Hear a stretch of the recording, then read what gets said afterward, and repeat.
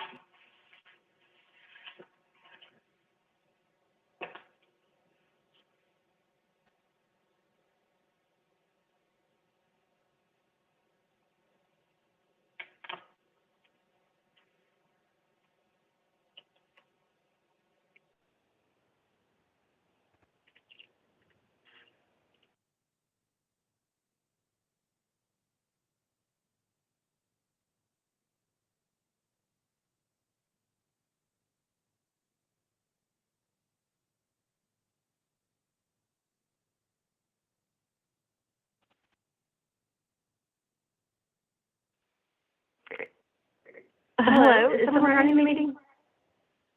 Yes.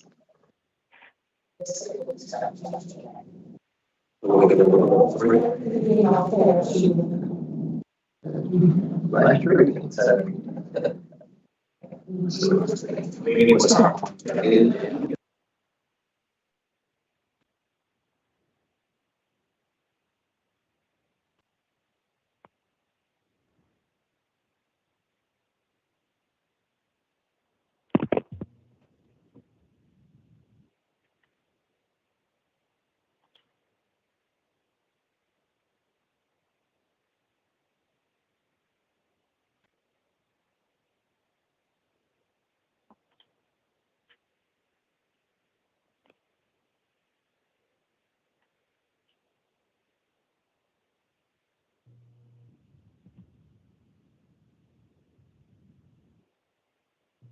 Mr. Smith, if you'd like to open our. Okay, all right. Here we go. I know. Oh, all right. So, good afternoon, board members. And I'm sure there's a couple more lost in the elevator somewhere. So they'll be here momentarily. But it's a great day, and we're here at, okay. Okay, I got one of those there. Yep. At the last board meeting held on November 29th, our chair, Robert Tina Fletcher, resigned her position from the board pursuant to Article 4, Section 4 of the Department of Human Services bylaws. Upon the resignation of the chair, the vice chair shall preside at the meetings of the board and perform the duties delegated by the chair of the board accordingly. As vice chair of the board, I'll be presiding over today's meeting. Obviously, Chair Lady Fletcher has joined us today. Right there. Okay, good. All right. And I'm delighted. I'm so delighted that you let us present and show you our appreciation, not just from us, but from the entire state.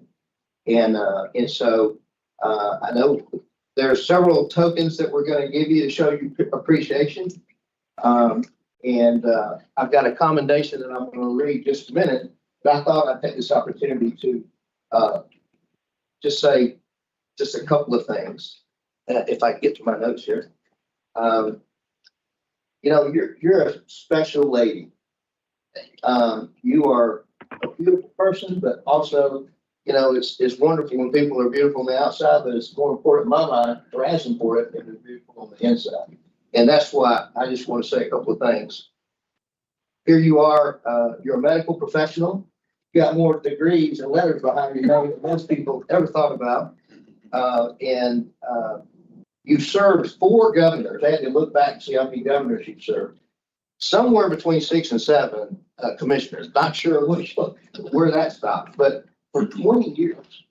And so the thing that I want to say as a final statement is, you were the first person I talked to after I've been assigned on the board. And you were by phone, you were so kind, and I had many questions, and you were just, real patient with me, and I just appreciate that. But that was an example of how you are, not just to me, but to all of us, and to people that are asking questions. And so the best way I can describe it is through the phone, I could sort of hear your smile. When we're in person with you, you see your smile. But, that's rare in today's world. And it's appreciative. And we just thank you so much for all your degrees on it, but really just who you are, child of God, a believer, and just you represent the Lord in an amazing way. So just thank you for that. All right, so officially now, I'm going to read the proclamation or commendation, and I want to first say, y'all just be patient with me because this is my first time doing it. So, but is it okay for her to sit down? She has to stand up while I do this, or what's the? Well, okay, you just sit and enjoy this, okay? It's sort of like being part of your funeral. I leave my flowers when I'm living. And great day. That's right, that's right. So, by the governor of the state of Georgia, a commendation.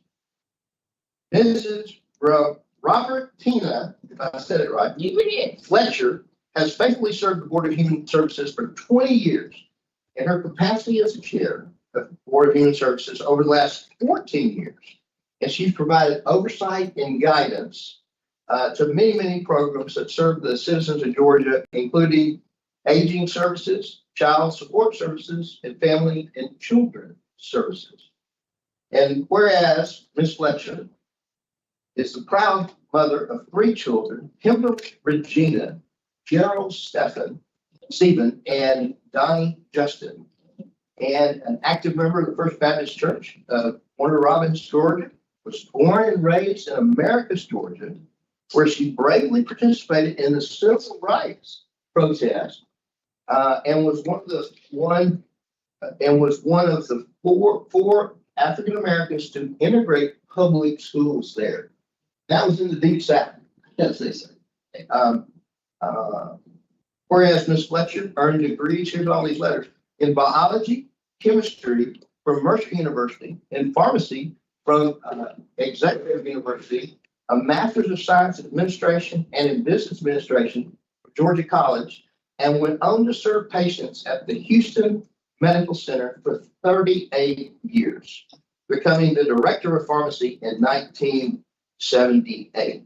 And whereas Ms. Fletcher served as the president of the Fort Valley chapter of the Links Incorporated and is still an active member, she serves as an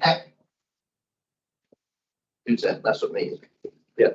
She serves as an active active member of Sigma Epsilon Omega chapter of the Alpha Kappa Alpha Sorority Incorporated, where she is the immediate past president.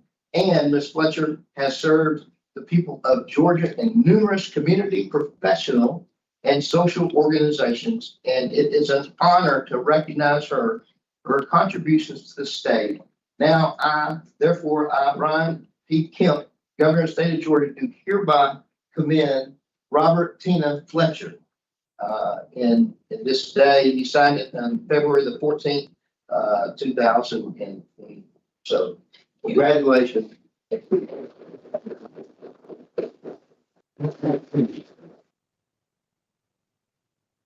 All right, and then, before everybody else gets the flowers, I'm gonna. Mom, I was just gonna get the roses and all that stuff. My wife said, you gotta put it in one of their faces. Oh, yeah. Thank you. You want me to, here, I'll put these over the. Yeah. I'm gonna ask somebody to help me. All right.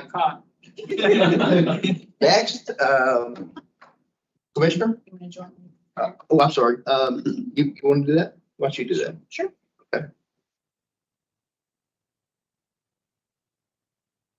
And on behalf of the board and the department, we've been doing it for so many years of public service and steady leadership across numerous commissioners and directors and governors. I know for me personally, the minute that I stepped into this role, you were giving me words of advice on how to proceed, and I always been a steady hand to move this forward. So thank you. Thank you so much. This is beautiful. I also have flowers for you to beat me to it. So I'm gonna send you home with presents and Yes, you so many accolades. I appreciate this so much. You don't.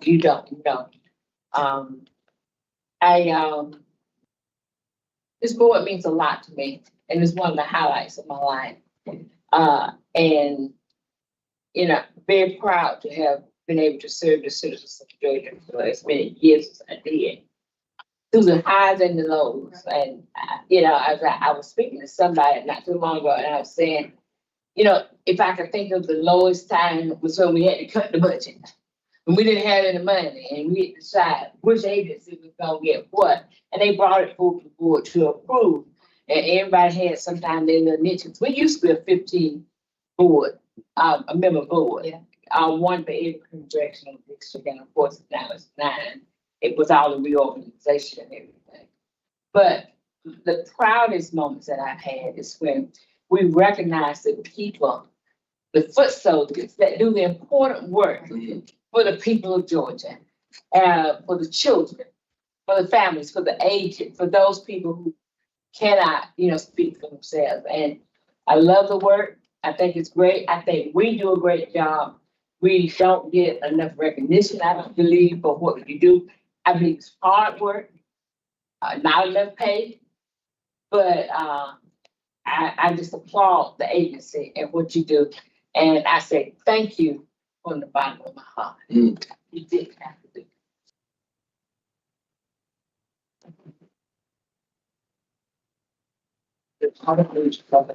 Y'all two, your reward there. Okay. All right, y'all two take a picture. All right.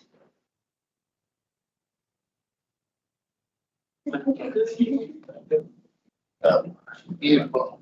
Thank you. You need to send me a picture. All of you. We will. Yes, all 3 of us.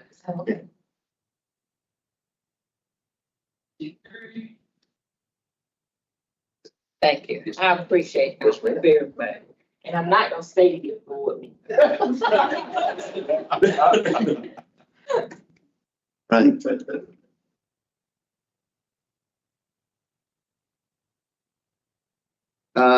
I guess we should move on to the program reports. And so we'll begin with the program report, starting with the DFAC's Office of Financial Independence, Deputy Commissioner John Hallman. John? Have any idea where you're supposed to sit, but Wherever you would like me to sit. You sit. Where I will sit. I can sit here, that's fine.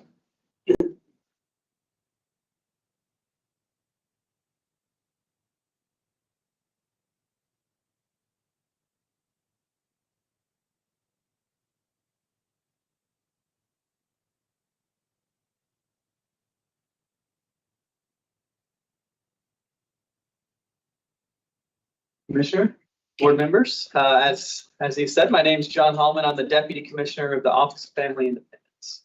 And so today I have prepared some slides for us, but I'd like for it to be a conversation. So feel free to jump in at any time, ask any questions that you may have.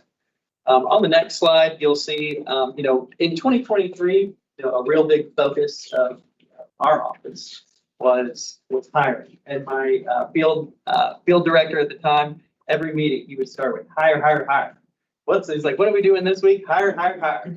And so we were very successful in 2023, able to hire over 1,200 new employees for the Office of Family Independence. And, that number just being caseworkers that we brought on board. So 1,223 people is a ton of folks. Already in 2024, we've been able to hire another 114. So that's just the 2023 numbers, but we're going to keep going, on down that path. But mind going back just for 1 second. So we're going to keep going on that path, but I want to keep all those folks that we hired. So we did, and at the last board meeting, I presented on the listening tour that me and the field director did in the fall of last year. And 2 of the biggest things that were expressed during that time period were pay and supervision as far as retention goes. And so our retention efforts in 2024 are going to focus on those 2 areas, as well as a couple other areas, but really trying to focus on those 2. On the next slide, I'll give you kind of an overview. 2024, in 2023 was hire, hire, hire. 2024 is going to be retain, retain, retain. And 4 of the biggest initiatives we have going on right now is a career path that lays out a way for them to receive promotions and pay increases. We have a new nesting program, which supports folks as they come on board. We're doing a series of supervisor summits and a retention survey. And I've got a slide on each one of those if you go to the next slide. So our career path is to address those pay concerns. Our old system of working, we had, we call them economic support specialists. ESS is the term or the abbreviation for them. So we have ESS 1, 2s, and 3s. And that used to be how many programs they knew. So if you come on, you get trained, you learn how to process Medicaid cases, you're an ESS 1. You learn how to process SNAP cases after that, you become an ESS 2 because you can do Medicaid and SNAP. We've kind of broken that system up though now. So the only way to receive a promotion or a pay increase was to learn a new program. We don't always need free programs from all of our caseworkers. So we've restructured it so that you get a pay increase every time you learn a new program, but you also can get a pay increase for being successful in that program for 2 and 5 years, successful performer in those areas. So hope to build on that. This is to give, a 5-year path for folks. We really see productivity increases happen in that 1 to 3 year period. That's when people get from, doing just a few cases a day to doing a lot of work per day. So really want to keep folks on with that program. What is the definition of success? So we do performance evaluations every year, and you have to get, it's a 1 to 5 scale. You have to be a 3 or better to be successful. But what is the definition of success? Oh, sure. The number of cases that I handle, or the number, the least number of complaints by Sure. participants, or Some of what? those things are factored into it. It's some performance stuff. It's customer service, meeting the objectives and the goals set forward by you. Each program is a little more, is different, than others. So, age blind, disabled, Medicaid's a little harder than family care. So it's hard to set like a specific number for each program, but the supervisors who work closely with them are the ones who do the performance evaluations and just ensure they're meeting all of I'm those. muted. I'm trying to. The more you try, the more you mess up.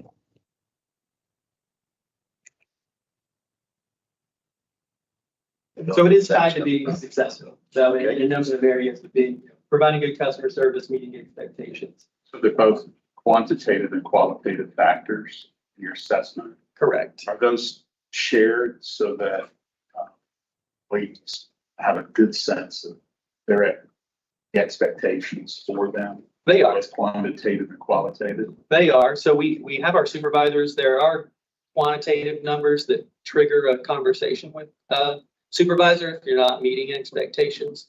We also do midpoint reviews, which we actually just finished because we're halfway through the state fiscal year. So we do check in with them before we give them their official score to make sure they know where they're at.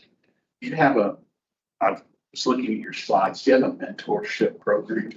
So that's actually a great transition into our next topic is the nesting program. So we did have, we had some mentor programs and we had a hub system that we were using and it kind of was varying by program and by geographic area across the state. But we're looking actually from some of the feedback we got in the fall. We started a nesting program, which actually kicked off this month. So beginning of February was the beginning of that program to kind of standardize the support that employees get. We used to have a very county focused hiring training model, but now we're kind of looking at some statewide teams to handle some of our work that's specialized. And so some of those statewide folks, they didn't feel like they really had hope as much as the people who were assigned to a specific county. We heard that. And so the nesting program came out of that. So it was, when you come on, you have to go into the office actually for the first 90 days of work. And so just making sure there's someone there to welcome you, give you all the things you need to do your job. And, then you go into a training program where you get a lot of support. But we also heard once you come out of that training, you need to continue to need support for the first beginning because the scenario they set up in a training world is, usually pretty straightforward. Best case scenario, and the real world's not really like that. And so, different counties and different teams, had support within them, but it was very based upon who was on that team. It wasn't really standardized. So this nesting program is to kind of expand that mentoring process so that everybody has, irregardless of what office you're in or what team you're on, will have support throughout your time. First 6 months is what we try to make this so that they'll have support until they get into that second training to learn their second program. Have a good solid foundation to build on above. Well, I think I'm very impressed that retention is very high on your list. Right, we make a valuable investment on the front end of recruiting, and oftentimes organizations kind of leave it after that. So it's a testament to the commissioner, to you too, so, that you've made this a major priority. My question may be, this follow-up question may be a little too, but I'll ask it anyway. And so, and that is on the structure of your mentorship. There's a lot of literature, particularly to public organizations. We have different influences. You have a constituency that's much broader than, let's say, a private enterprise, right? And this agency in particular is tasked with representing the interests of some of the most vulnerable people in the state. In your mentorship program, the mentor-mentee relationship, is the mentor someone that would be a direct report, has limitations in that relationship, or someone outside of that relationship where you could have a robust discussion and mentorship program? That's a great question. So it is actually outside that chain of command. So all the folks that are going through this, the onboarding and hiring process do have a direct supervisor, but the nesting employees are actually outside of that. We built it out of the folks that were part of our compliance monitoring team. So they know the casework really well, and they've been caseworkers. They know what it's like. And a lot of them have supervision experience, but they aren't currently supervising anyone. So they're just here to give them whatever they need. And feedback is something that they were doing in their previous job too, in a slightly different way, but it's been very successful so far. Gotten good feedback, or it's still early on, but that is an important piece to give them another person. And that was the thing, another big focus of mine has been the supervisor role itself. And that's something I'm going to work on or continue to work on this year. They just have so much on their plates that they can't always provide. If you have 7, 8 employees you supervise, it's hard to give them the one-on-one attention that they need all the time. So this is to help build them up, or take some of that new worker training and support off of their plate to make sure those new workers feel like they have the resources they need. So with regard to retention, what was the retention, say 2 years ago, last year, and what's it this year so far? Yeah, so this calendar year has been pretty short. But what we were kind of looking at, the overall trend last year is kind of the only numbers I have fresh in my head. Okay. And I don't have a percentage, I'm sorry, but we would hire about 100 people a month was the average, and we would lose about 30 people. So we were gaining about 70 per month, and I only think I was thinking about it in just the ramp up of that hiring push. So I don't know the exact. It's always good to look at that on an annualized basis as well. I mean, every 12 months, rotating 12-month period. So that might be something that you can look at, because that probably should be within somebody's purview and their goals. Yeah, HR does provide that data. We have those resources that we should come in as out of, That's fine. but we do have those, so we can provide Yeah. any. Yeah, that's what we said last year. I think it includes the percentages from the previous year too. It does. Whatever. So I think it's a great idea. For me.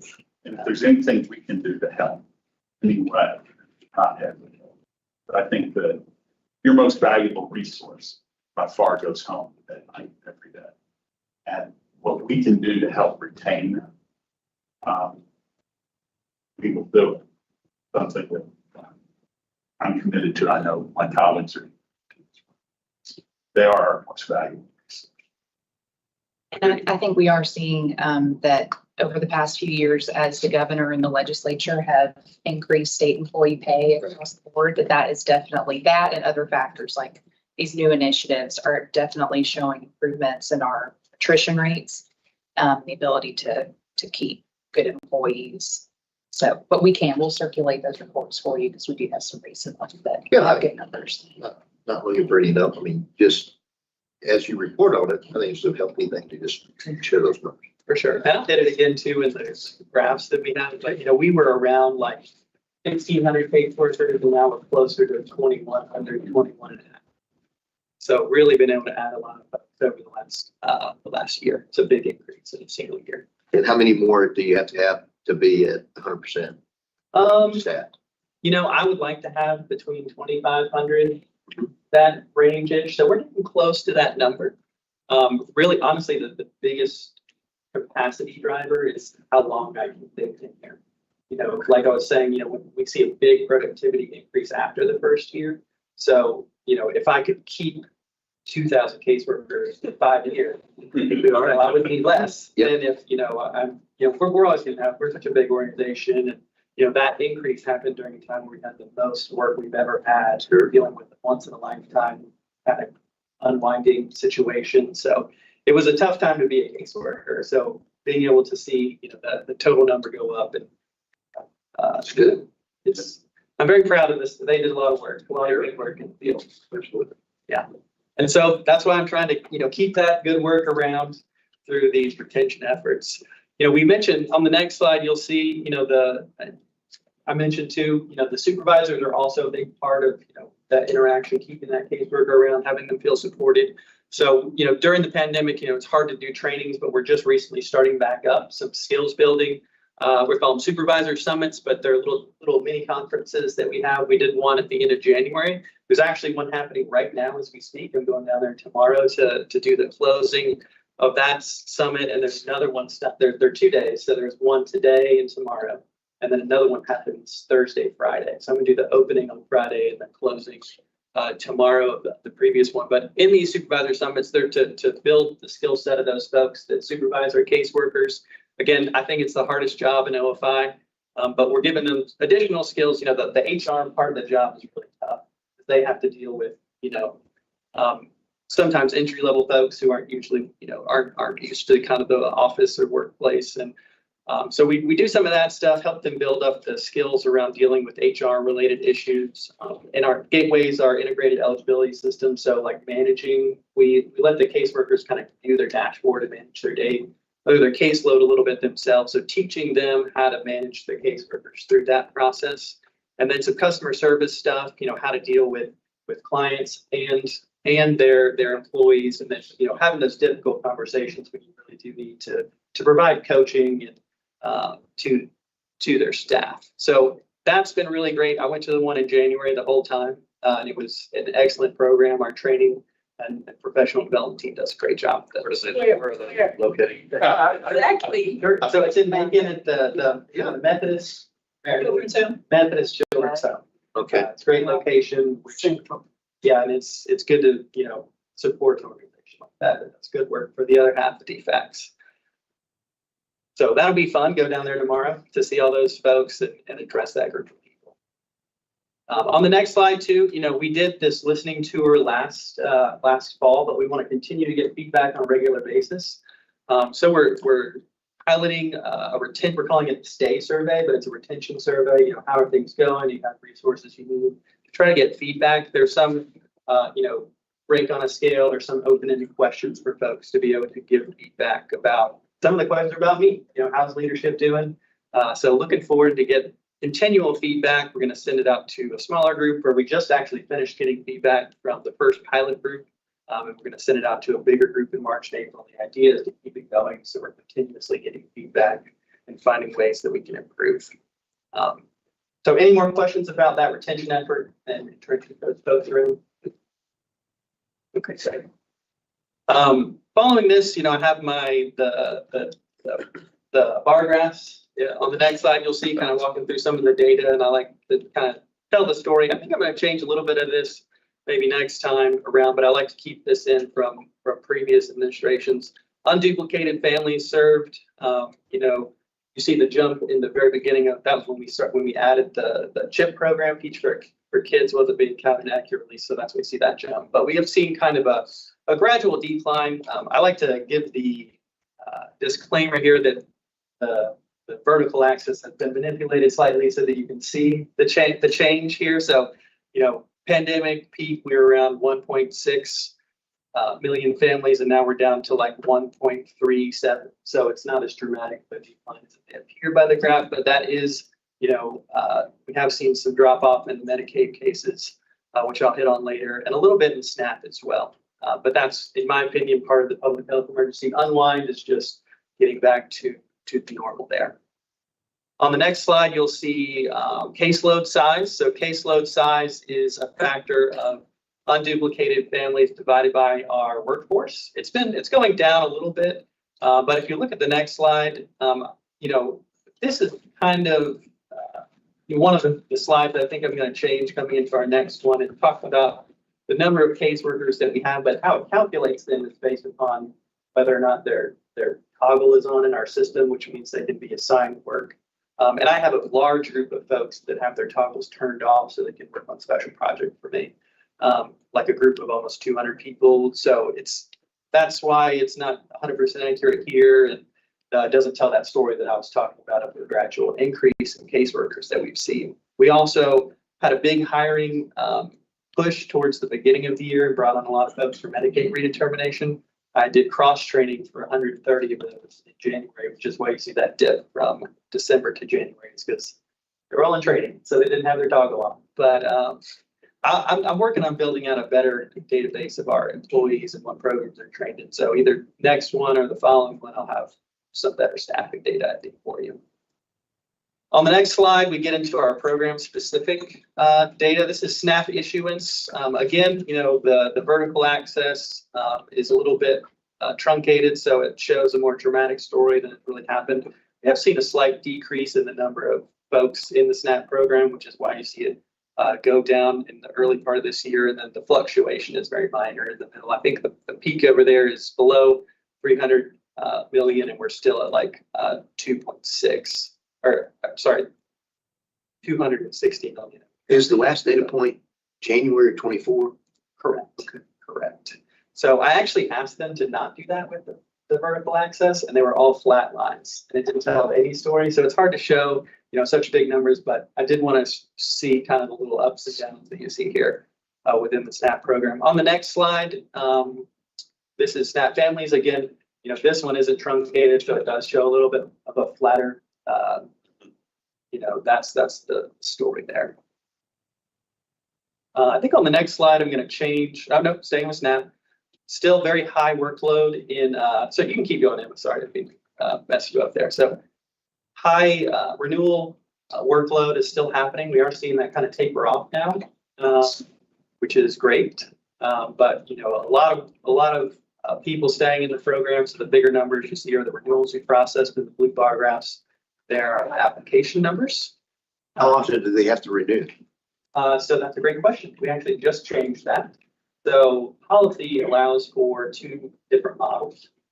We were prior to November of 2023, we were on a 6-month certification period where you do what's called a standard renewal, which involves an interview, and then at 6 months you do an alternate renewal, which does not require it. You just submit a packet, you read a packet. If you don't have any questions, you don't have to talk to the case load.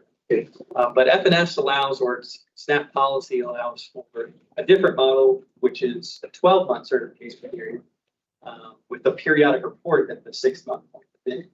And so we were actually switching to extended certification periods for our elderly populations and disabled populations, because they're actually allowed to have 24 or 36-month certification period because they're more stable. A lot of them have fixed income, and so we don't need to talk to them as often. But you can also, the system changes we did to facilitate that also allowed us to do that for the non-senior SNAP and non-disabled populations too. And working with our partners at FNS, we have a big renewal backflight workload, and so they recommended that we make that change for the whole population we have. We're just starting to see those come in. But some of the ones we were working for prior months, we have seen those periodic reports are a lot quicker to process than a full alternate renewals, and we've gotten approval from SNS to automatically process the ones or periodic. The periodic report basically just says if anything changed in certain. It's a little more complicated, but that's basically what happens if they say no. And we don't have any. We have interfaces that send us information when we from different sources. So if they say no, plus we have no indication that they have a change in circumstances, FNS is allowing us to automatically approve or extend those out to that full 12-month certification process. Yeah. Sorry, that's a long answer. But we did just recently change that part of staff administration. And I think it's going to be very helpful for us from a workload perspective and from serving our clients, making that process a little easier. I'm going to leave SNAP on the next slide. This is where we start talking about Medicaid. And this You'll see over time, there's a gradual decline because we began the Medicaid redetermination process, actually kicked off in May of 2023. I gave a presentation about that last time, so I know that's not new to y'all, but that's continuing to happen. You maybe can't see, but I think this line's gonna, between December and January, we're starting to see the groups of folks be a lot smaller because we're actually hitting them before the 12-month mark. Medicaid, most classes of assistance within Medicaid are certified every 12 months. We're actually hitting them early because they're also in the SNAP program. And so in the last 2 months, almost 100,000 of our 200 to 250,000 batches were processed early. So early, we were able to renew their Medicaid early. So that's why I think in the next couple of months, you'll see it start to gradually level off a little bit. But that is what you see here is a result of the Medicaid redetermination process. On the next slide, you'll see number of applications has been pretty steady. We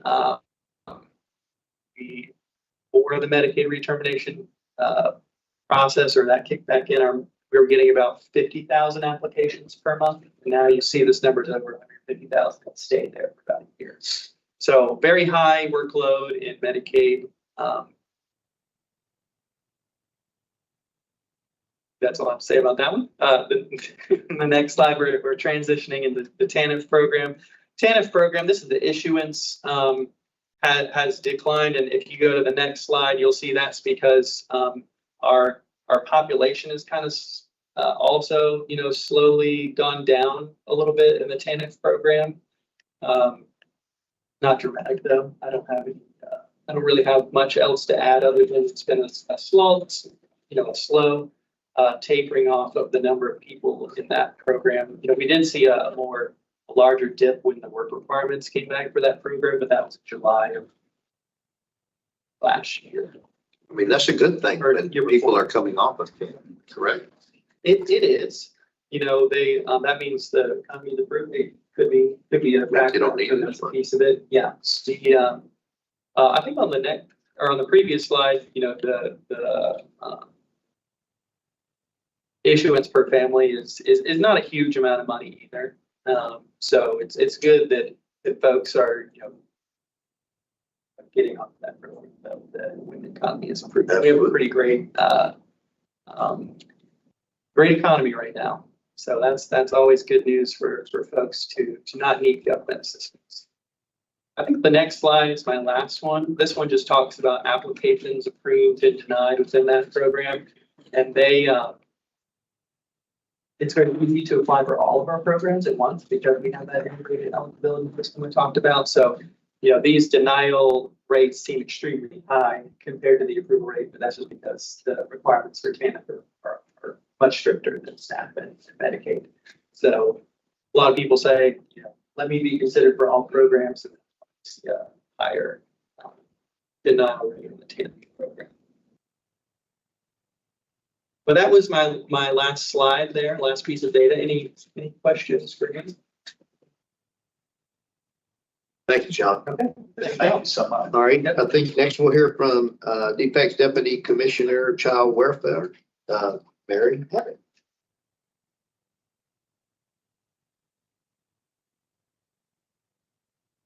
Good afternoon, Commissioner Bruce, members of the board. My name is Mary Havoc. I'm going to share an update on child welfare for you all today. We're going to talk about technology modernization. That's one of our priorities. So I want to give you an update on our efforts there. Also want to share with you some work that we are hoping is going to eventually result in foster parent retention. Share some highlights from our well-being section, and then finish off with an update on the Child and Family Services review. So technology modernization, this has been a huge priority for us. And we have launched 2 projects here in the fall. We started with Georgia Communicare, which we rolled out in regions 2 and 5 in September. And Argo Placements was launched statewide in October. That's where we allow case managers to do placement searches for all placement types. And then in January, we began the statewide rollout for Georgia Communicare. Next slide, please. So what is Georgia Communicare? We are very excited about this. It is a set of interconnected web portals that really is designed to enhance and support our programs. It is an extra benefit and doesn't take any existing means of communication or information sharing away.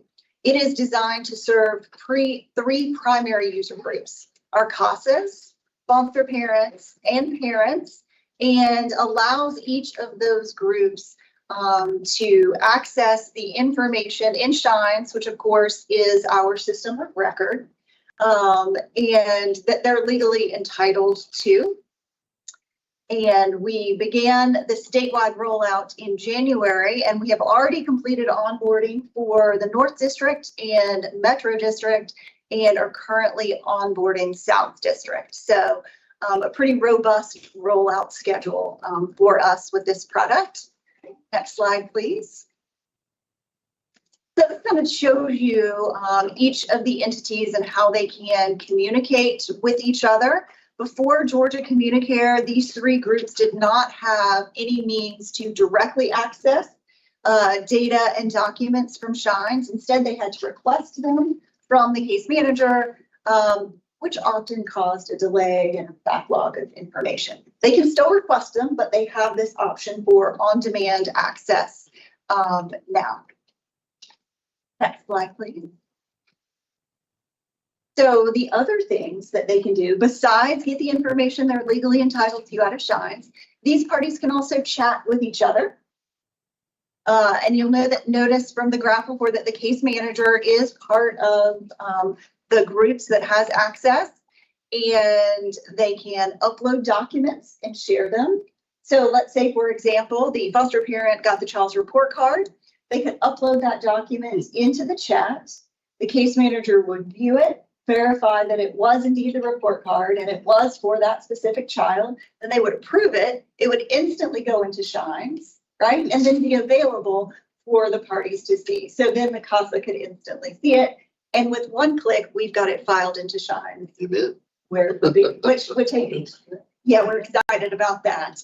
Really want to do everything that we can to help create efficiencies for our case managers to remove some of the administrative burden so they can spend time doing social work, building relationships with clients.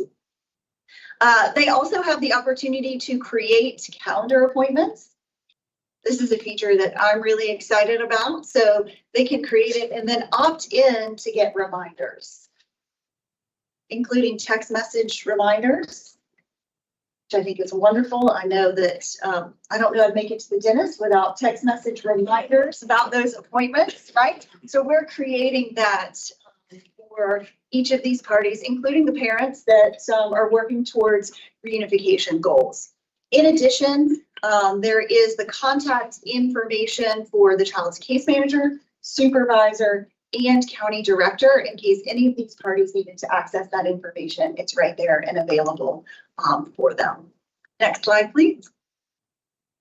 So Argo Placements allows our case managers to search for either a foster home or a group home for a child by matching the child's needs to the home's attributes. It also allows them to create the necessary application paperwork for the placement electronically, and it leverages all of the data available in Shines. So prior to this, they had to retype all of that information. Now it pulls it out of Shines and creates an electronic document for them.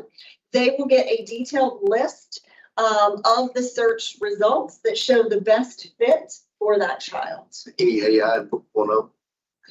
Not yet. This is just, matching really right now. Mhm. And the contact information is available. This does not automatically make a placement.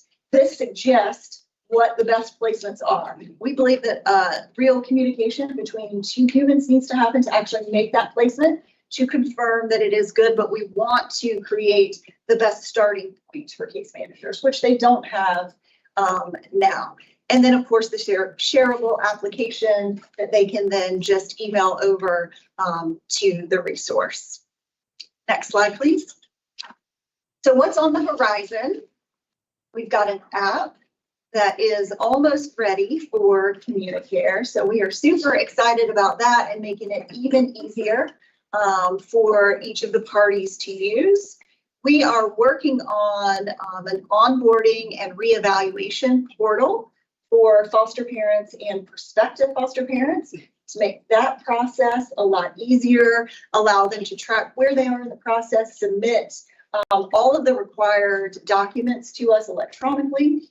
And there are a lot of documents that we require to be submitted. So we are hoping that that will lift some of the burden of that process and help us streamline and hopefully get to approvals more timely. Same company's doing the app for both, the one you just mentioned in this. Yes. And then we are also working on invoice management technology for foster parents. So we are thrilled about that. And to be able to modernize for our existing foster parents, the reimbursement process. Next slide, please. The foster and adoptive family assessment. So we have contracted with an independent organization, the Butler Institute for Families at the University of Denver, to conduct the Georgia Foster and Adoptive Family Assessment. This is a project that we started working on and thinking about as soon as we launched the statewide campaign to recruit additional foster parents, because we knew that we needed to focus on our retention efforts. So it is going to give all of the foster parents in the state, whether they are public or private, the opportunity to share their experiences and then suggest improvements to us about the child welfare system.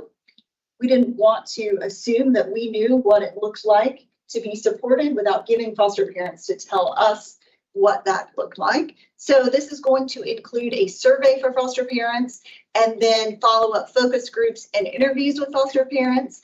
And then we will do a separate but connected project that is an adoptive family survey to help guide what our post-adoption services should look like. Next slide, please. Oh, before you go, Yep. Is this the one where we're going to get information on the caseworkers? Not individual caseworkers, but we're going to get information on the experience of the foster parents. So we may get some feedback on case managers. Why did you not go and get input? I think that's what we talked about. Why was that not part of it? Because that's where I've heard so many comments about, hey, my caseworker is just working against me and all that. And so I'm surprised you didn't do that, but share why we did it. Can I go to the next slide? I think that will answer it. So we have a steering committee that has co-designed the survey and the assessment materials with the Butler Institute.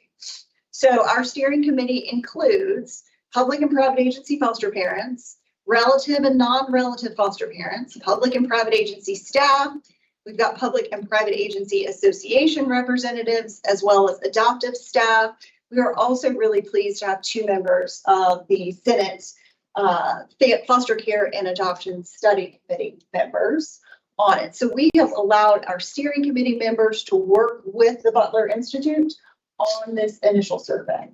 Now, this is the beginning of the effort, right? And so there will likely be follow-up efforts to this, where I think that may be the opportunity to dig into those individual issues like you were talking about, and we can figure out, where do we need to maybe provide some additional education and support. So they have actively been working on this since January and meeting regularly since that time, and have almost finalized our survey, and it should be going out shortly. Next slide, please. And it will be open for 4 weeks. So we'll have it open for 4 weeks, and then once we get those results back, we will do some interviews and focus groups. The Butler Institute will do that work. Our well-being section is one of the sections at the state office. Our work is kind of divided up in safety, permanency, and well-being, which of course are 3 of our primary goals in child welfare. And Donjay Calhoun is new to leading 2 of our sections. in well-being, Georgia Rise and EPAC. He's not new to our agency, but our previous Georgia Rise director retired a couple of months ago and has now taken a position at the national level, which is a trend that we have seen with some of our staff in child welfare. And we're thrilled that their services are in demand at the national level and see that as a real compliment to them. Next slide, please. So EPAC, that stands for the Educational Programming Assessment and Consultation Unit. And just wanted to share with you all that we have a unit at our state office that is focused on educational needs, specifically for children and youth who are in foster care. And we've got one for each of our 14 regions, and they do a great job of helping our local case managers interact and understand the language of our school systems.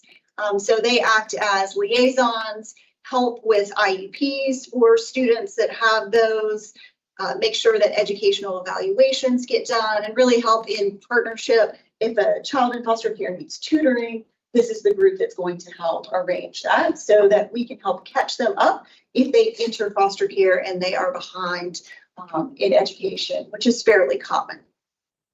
Next slide, please.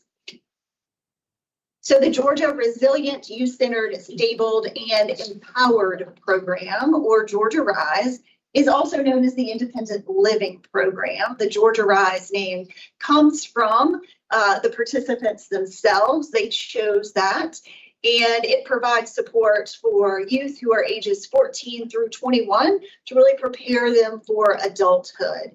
And that support looks like a whole lot of things. Some of it is actual financial support, some of it's education, a lot of planning, but we want to create pathways so that we can make sure that when a youth transitions from foster care, that they're connected, educated, healthy, empowered, housed, and safe.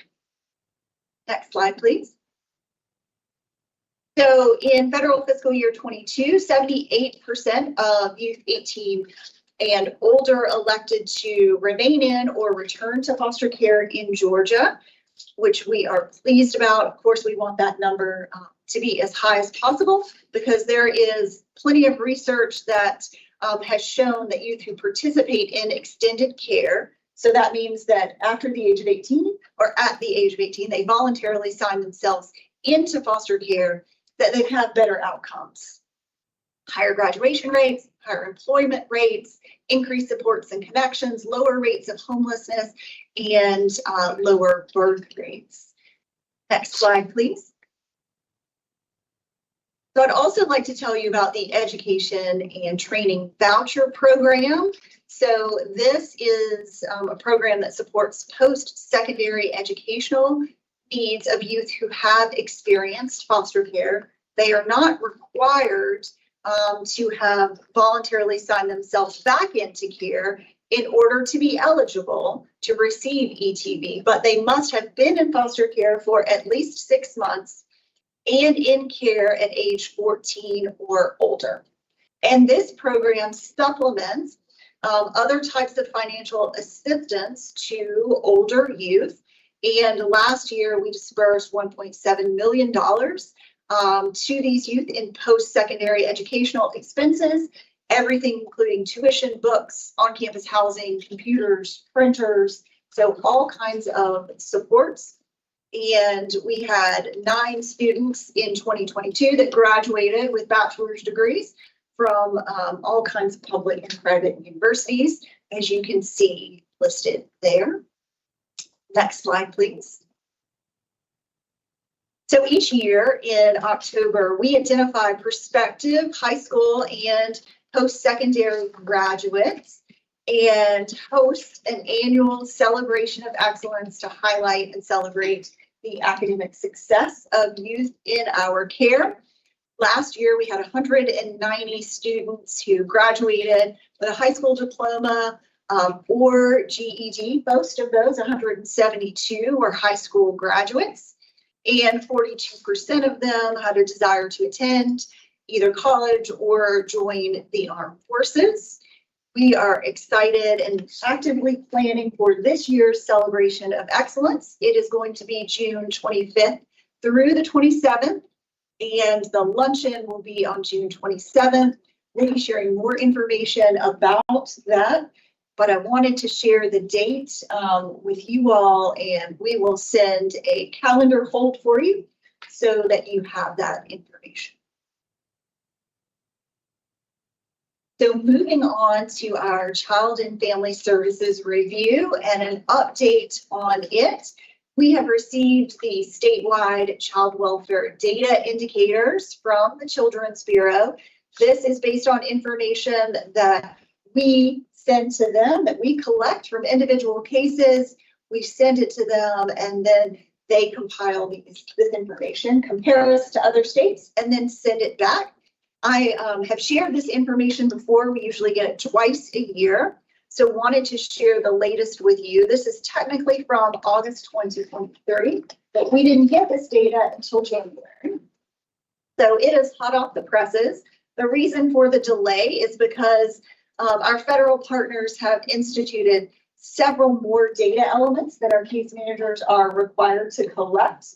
Over 100 new data elements that we are providing to them, and they need a moment to adjust to that process in the collection of us getting it to them. But we are performing better than most states in both of the safety outcomes that they measure.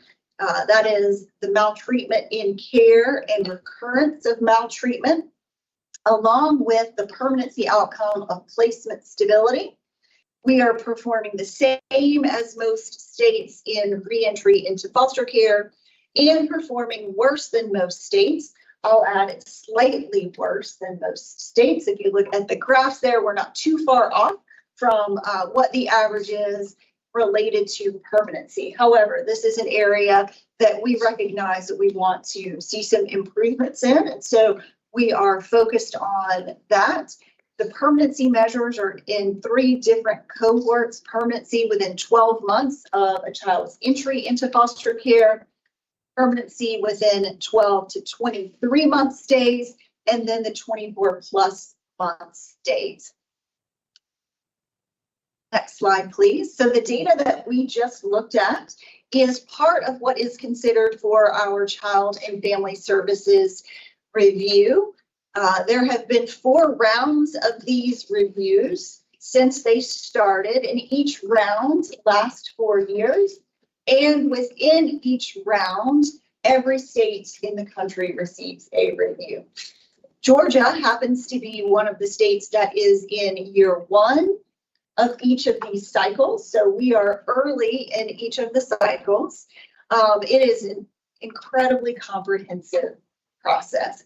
As I'm sure you can tell by this graph, we are really at the beginning of the process now. So at about the 5th month in, we submitted a statewide assessment. And then 2 weeks ago, the Children's Bureau came to Georgia and spent a week here and interviewed stakeholders in almost every group that you can think of that we interact with. And we are also in the process of conducting case reviews. We have the ability in Georgia to be able to conduct our own case reviews, and the Children's Bureau verifies the results, but we have a very strong case review team. So we were able to apply and be granted approval to conduct our own reviews. What's the time frame on that? When do you expect to be completed with the final? We should have that within 90 days of the final report. So we are in this little box right here. If you can see, within 30 days of the review. So we're doing those right now. Within the next month, I believe we will wrap those up, and then we will get a final report on those. So between now and fall, we will get that final report. There's some back and forth that happens between us and the Children's Bureau. And then we will begin working on a performance improvement plan. We know going into this that we will have a performance review plan. I think that it is probably more accurate to think of this review as not a test that you pass or fail, but instead an opportunity to evaluate where you are now and how you can get better. And I say that because in all 4 rounds of this review process, no state has ever passed. So it is a very comprehensive review. And with each round, they refine the process and, come up with ways that really are kind of taking what the expectations are to a higher level. And so this is constantly about how can we improve and get better. So we will be developing a performance improvement plan, and then we'll work on that for up to 18 months. This is the beginning of the 4th round, right? Correct. So what have the first 3 rounds told you generically is the most important thing to improve? I don't know that there's one most Two important most, thing. I would say if we go back to what we were just looking at, right, with safety and permanency, with those statewide indicators there, that permanency is a place. Yes, permanency is a place that we know that we need to improve. Once we have the results of the most recent round, we can look at those and talk about but you them. have 3 rounds already. So you don't really need, sure, it's great to have the 4th round, but are you taking action on the first 3 rounds of data? We are and have created performance improvement plans that are very detailed and been able to accomplish those and continue to work. We constantly monitor, the team I said that had approval to be able to do this, they conduct those reviews year round all the time, right?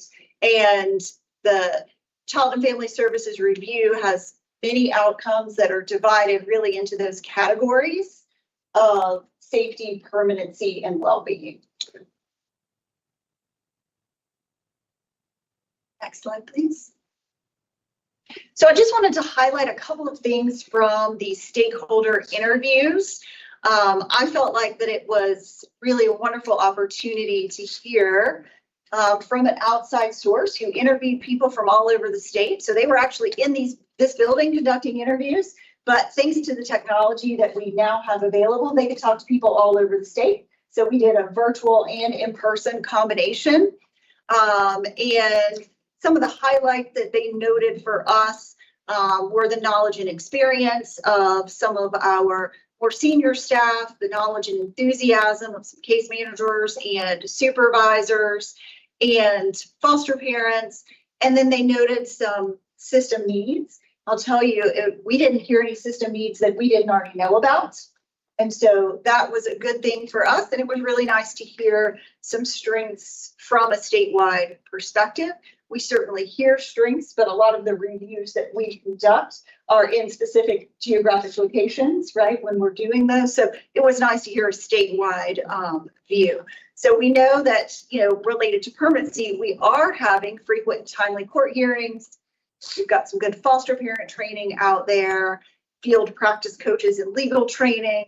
So those were some of the system strengths that we did here. And then, a larger variety on our continuum of care for youth with complex needs was certainly something that was lifted up and an area that we have been spending lots of time and energy working on. Next slide, please.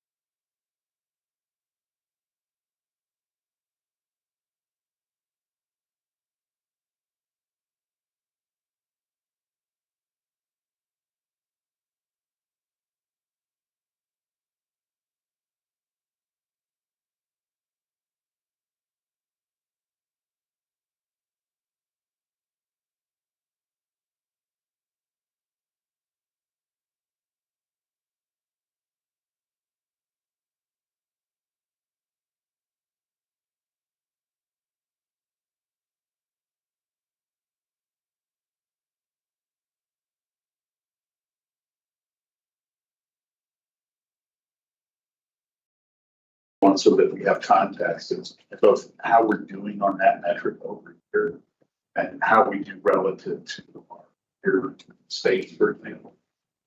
That in the abstract, I think those metrics are great, and I think those results are pretty good.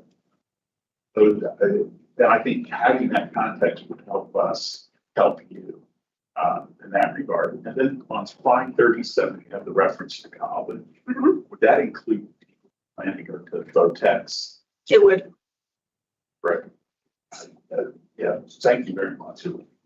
Very helpful. Yeah, absolutely. And I look forward to digging into that data, comparing us to other states, because it's not something that I have seen regularly. So we might be a fun research project for us, but it's always good to do some comparison and get a sense of that. Oh, I have no doubt you're performing stellarly.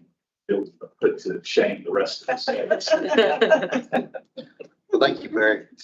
Hey, Mary, we have a question from Lisa Hamilton.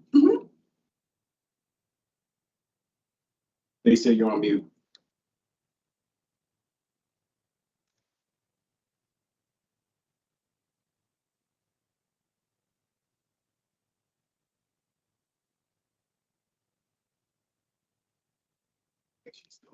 Thank you, mute off.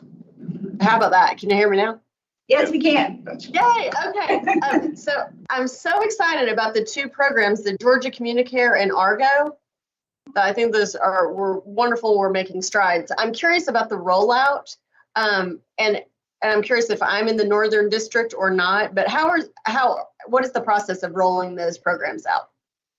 So you are in the Northern District. Let me answer that first. And Argo Placements has rolled out across the state, as well as Georgia Communicare, because we're onboarding Georgia Communicare in South District now. So we are already up and running in North District. Gotcha. And who is doing the rollout? I wonder how I would have missed it. Well, rollout is being done internally by our team, largely led by our tech folks. And so if you are a foster parent that has a child currently placed in your home, then you should have received an email inviting you to join Georgia Communicare. Okay. And so all of our caseworkers already are using those systems. Is that correct? They are. They're all onboarded onto the system. Okay, wonderful.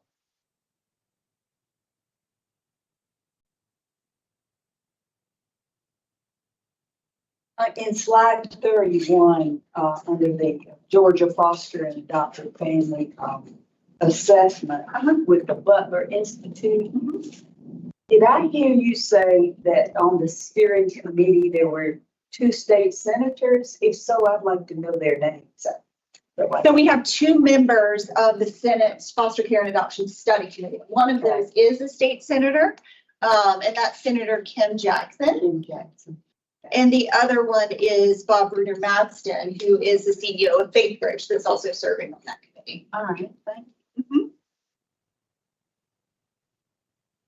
Any other questions? Thank you, Mary. All right, so now we're going to hear from Division of Child Support Services Assistant Deputy Commissioner Sarah Hurst and Deputy Director of Systems Dana Jones. Good afternoon, board members and Commissioner Burrows. I am Sarah Hurst and I am the new Assistant Deputy Commissioner for Child Support Services. I believe you all know my predecessor, John Hurst, no relation, but he retired. One of those crazy coincidences, but he retired in December 2023. So I'm honored to serve in this role. And while I'm new to this position, I am not new to VHS. I've been here for 17 years. Working with the child support program in a variety of roles at the local, regional, and state office level during my time. So I'm excited to continue the work. And today I am joined by my colleague, Dana Jones. She's going to be providing some updates on system modernization. So I'll be covering some program overview information. So with this slide, we are showing our mission, and that's established by the Federal Office of Child Support Services, as well as our Georgia vision, based on that federal mission, as well as the values that govern our program. Moving on to the next slide, the authority for our program is based on Title 4, Section D of the Social Security Act. The majority of our funding does come from the federal office, with additional funding coming from our appropriated state funds. And we also received some additional funds from grants that have been awarded to our program. We have the 10th largest child support caseload in the nation. And as of the end of federal fiscal year 2023, we had a total of 312,560 cases. We have a total of 1,180 positions to work on those cases. Our program is state-run and state-administered, which is different from how some other child support programs operate nationally. We have 55 local offices, and those are divided out into 10 different regional areas across the state. The services we provide are based on judicial circuits, which is aligned with the authority provided to the Superior Court judges that we work with. The next slide provides an outline of the core services that we provide. So at the beginning of the process, we have intake, which is where we receive an application or a referral for services.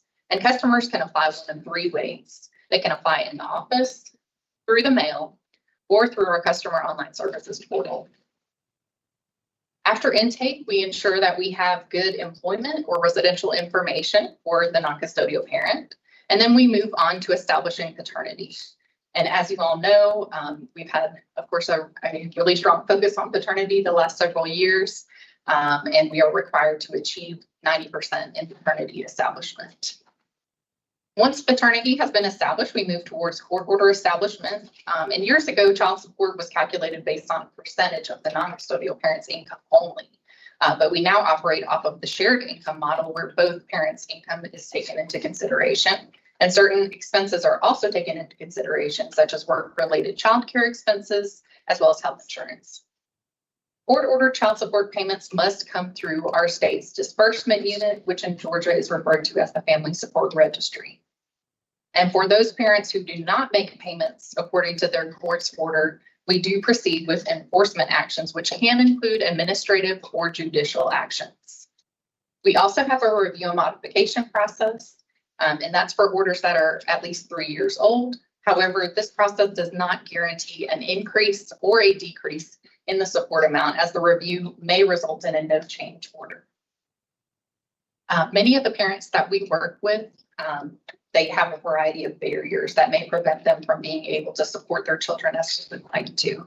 And so we do have dedicated prison reentry, fatherhood, and parental accountability court programs. And these programs really sets Georgia apart, and they're established to help these customers address any barriers that they are facing. We also received federal funding to operate an access and visitation program, and this program is aimed at helping increase non-custodial parents' access to and time with their children. For this program, we partner with a network of vendors who provide a variety of access and visitation services, which can include individual and group parenting education sessions, mediation, development of parenting plans, and assisting with addressing any issues related to visitation. This is a referral-based program where our DCSS employees can refer parents who are in need of those services into the program. And then the parents would then work with the vendor from that point forward to address those visitation concerns. This is a voluntary program, and so there are certain services that the custodial parent must agree to also participate with, such as assisting with addressing visitation concerns. On the next slide, I just kind of wanted to highlight a recent success story that we had around our access and visitation program. So we had a father who reached out who was having difficulty in visiting with his child. And so one of our vendors worked with him and was able to set up a virtual visit. The child was actually out of state. And so by the time the success story was shared with our leadership team, there was already a second virtual visit scheduled, and the mother had agreed to provide her address so that they could visit in person, schedule an in-person visit. So we were really excited to hear that story. That just is one example of that great partnership in providing those services.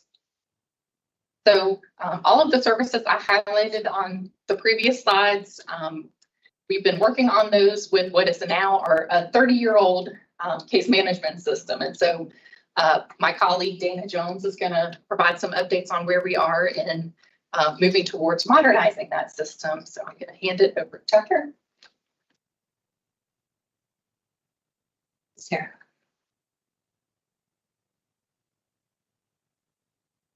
Good afternoon, board members and Commissioner Rose. My name is Dana Jones, and I serve as the Deputy Director of Systems, where I also serve as the project lead on the readiness phase of our modernization project. As ADC Hearst mentioned previously, DCSS is working in partnership with our DHS Office of Information Technology on a project to modernize our support tracking, accounting, and reporting system, also known as STARS. It's our case management system. The modernization project involves replacing our 30-year-old system with a best-in-class, industry-leading products and solutions.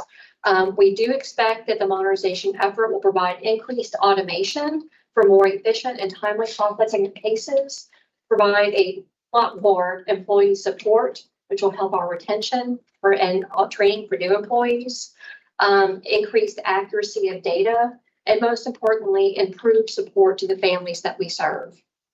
The first step of our modernization journey involved completing a feasibility study, which provided detailed information necessary to justify system modernization. The Federal Office of Child Support Services approved our feasibility study in January 23, and from there we jumped right into planning and procurement activities to move into our readiness phase. And the next slide will provide more details on key readiness activities.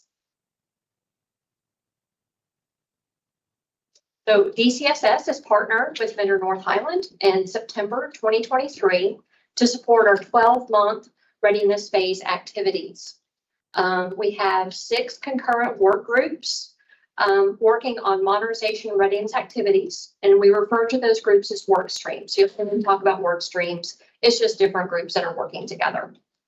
The readiness phase work streams are where we complete all the activities that are needed to build a strong foundation for our modernization project.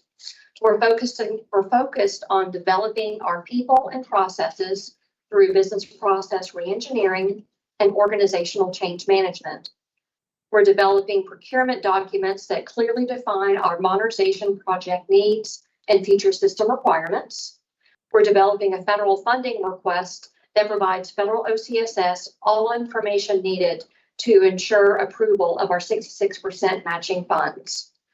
The resource management and project management work streams ensure the appropriate resources are planned for ahead of time and are given the necessary skills that ensure that child support experts, they can tell you anything you need to know about a child support case, the worksheet, but they've never done a big system modernization project. None of us have. So this work stream is really focused on ensuring our internal people are given the skills that they need to be successful to participate in this large-scale modernization project. And on the next slide, I'll review our business process reengineering work stream. So business process reengineering is a comprehensive approach to redesigning and optimizing our organizational processes to improve efficiency, effectiveness, and adaptability. Some key activities and deliverables for the BPR work stream include review and documentation of all state processes, developing the future state to be processes, and then an implementation plan for the recommended changes.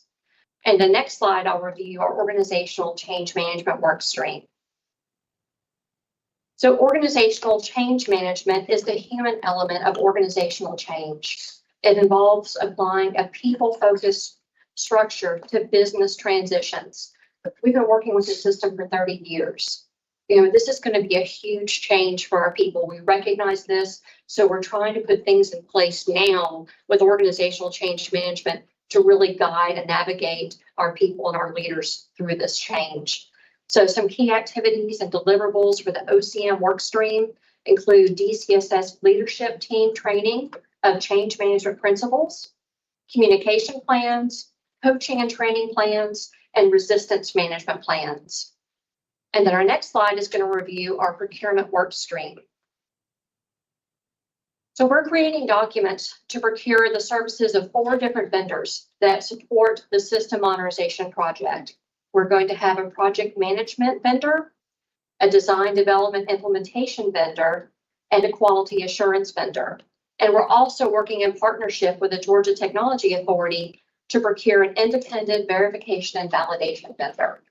And then we also have an additional work stream, which is focused on developing our implementation advanced planning document, which is our federal funding request for the 66% match funds for our system modernization project. And then the next slide will cover our resource management and project management work streams. As I talked about earlier, a really critical activity for us is our internal resource management, where it identifies the resource needs for the design and build phase of our modernization project. The deliverables listed on this slide focus on identification of resource needs, as well as project communication and governance planning for the modernization phase of the project. And then the next slide provides an at-a-glance view of all the work streams and their concurrent activities. So this is an overview of our 6 main work streams and some of the larger associated deliverables. The yellow dotted line shows where we are currently. So you can see we have been very busy over the last 6 months. And then my next slide will provide an estimated timeline for the next phase of the project. So this is a really rough timeline for the modernization phase of our project. Once our readiness activities are completed and we procure the 4 vendors, we will move into the design, development, and implementation part of our modernization project. We will develop finalized timelines once we procure our DDI vendor. So thank you for your time this afternoon. Our next slide has our contact information, and always I'm happy to answer any questions that you may have. Dana, thank you so much, and Sarah, you as well. One only question I would have is, you've got a lot of leaders looking at the change and what needs to be done, all that. How many actually of the people that actually do the work are on the design? So we're actually really excited. One of the things we just did with our resource management planning was to send out a statewide survey. It was originally geared toward our supervisors and up, but it was actually opened up to really anybody. And we were measuring a lot of different things. We're measuring time and service. And then we have about 7 or 8 specific functional areas that we've asked people to list their experience in. And then so now we have a good set, and we were really excited about the number of people who participated and the length of tenure we have. That's not too tenured that they won't be retired when we're designing our system, but they're tenured enough they'll make it through the whole process. We have a really good set. We've got at least 20, if not more people in each of those critical areas. But one of the things they don't necessarily have are the skill sets for design sessions, right? It's easy to know how to do something. It's a little bit harder to talk a vendor through how I do something. And then to have that translated. So our goal is to have a core group of analysts and subject matter experts that'll walk through with all of the modules that we're going to build. But then we're also going to open it up to a larger number of subject matter experts in the field to provide input as we're designing each. And then they're going to walk through the And you entire call subject matter experts, the people that actually do. Our caseworkers, absolutely. Okay, good. Our caseworkers, oh no, All right, they're going to be integral. Okay. And the part because they're going to also be our testers, sure. because you need people who know how to do the work to test the design of it. And then they're going to turn into our exchange champions. So as we roll this out to each office, they're going to be the people that help everyone else along for the journey. So how long will it actually take to get through all that? We're looking at about 5 years. So give or take. And so, but that includes a heavy part of the procurement, the initial startup. Then you have about a 2-year roughly. It all depends on the system that the vendor that we select provides. Because some may be a shorter time frame, some may be longer, depending on what has to be built to meet our requirements. Roughly about a 2-year time frame, and then we move into pilot. So we will pilot the program, and then child support systems are a little unique in that they have to be federally certified by the Office of Child Support Services. That takes about a 6-month process. Sure. And then we'll be fully up and running. So it's a long journey, but that's why we're spending so much time in readiness. Yeah. Because you don't just jump into this. Not at So all. you got to plan for it. Okay, great. Thank you for your information. All right, thank you Sounds so like much. very fun. Thank you. All right, so now Division of Aging Services Deputy Director Brian Hay will give us an overview of adult protective services program. Thank you, members of the board, Commissioner. It's my honor to present to you today on behalf of Adult Protective Services and the Division of Aging Services, an overview of our Adult Protective Services program and data. So next slide. One of the things that I want to do before I get into the data is just do a high level of what we do in Adult Protective Services. I've had the honor to present to y'all several times in years past, as y'all may recall. We've talked about Adult Protective Services and some of the enhancements we've done through the years. I just want to do a high level of what we do, just kind of as a reminder. Of course, Adult Protective Services, we are the agency within the department that's mandated to investigate reports of abuse, neglect, and exploitation of disabled adults in the elderly, 65 and older, who are at risk or in harm's way because they're not residents of long-term care facilities. Our objectives are very simple and straightforward. We want to complete a thorough investigation by gathering factual evidence. We want to assist the adults not only assess the risk, the level of risk that they face, but also their capacity to understand that risk. We also want to honor that individual's right to self-determination while following the least restrictive alternative in those provisions, and provide resources of services that are available for clients who are willing to accept those services. And also, we also coordinate with other agencies who directive is also towards the efforts of protecting adults. And we also do a lot of community awareness and education, especially on the local level around that. Because when I get over the data, the one thing that you'll see is that even with the number of investigations that we investigate, that's just the tip of the iceberg. It's way underreported, not just in the state of Georgia, but nationally. Next slide. So it's also important just to mention some of the limitations of Adult Protective Services. A lot of times when we're working with community providers and other agencies, they don't understand the limitations of Adult Protective Services because these are adults that we're talking about. They're not youth, they're not adolescents.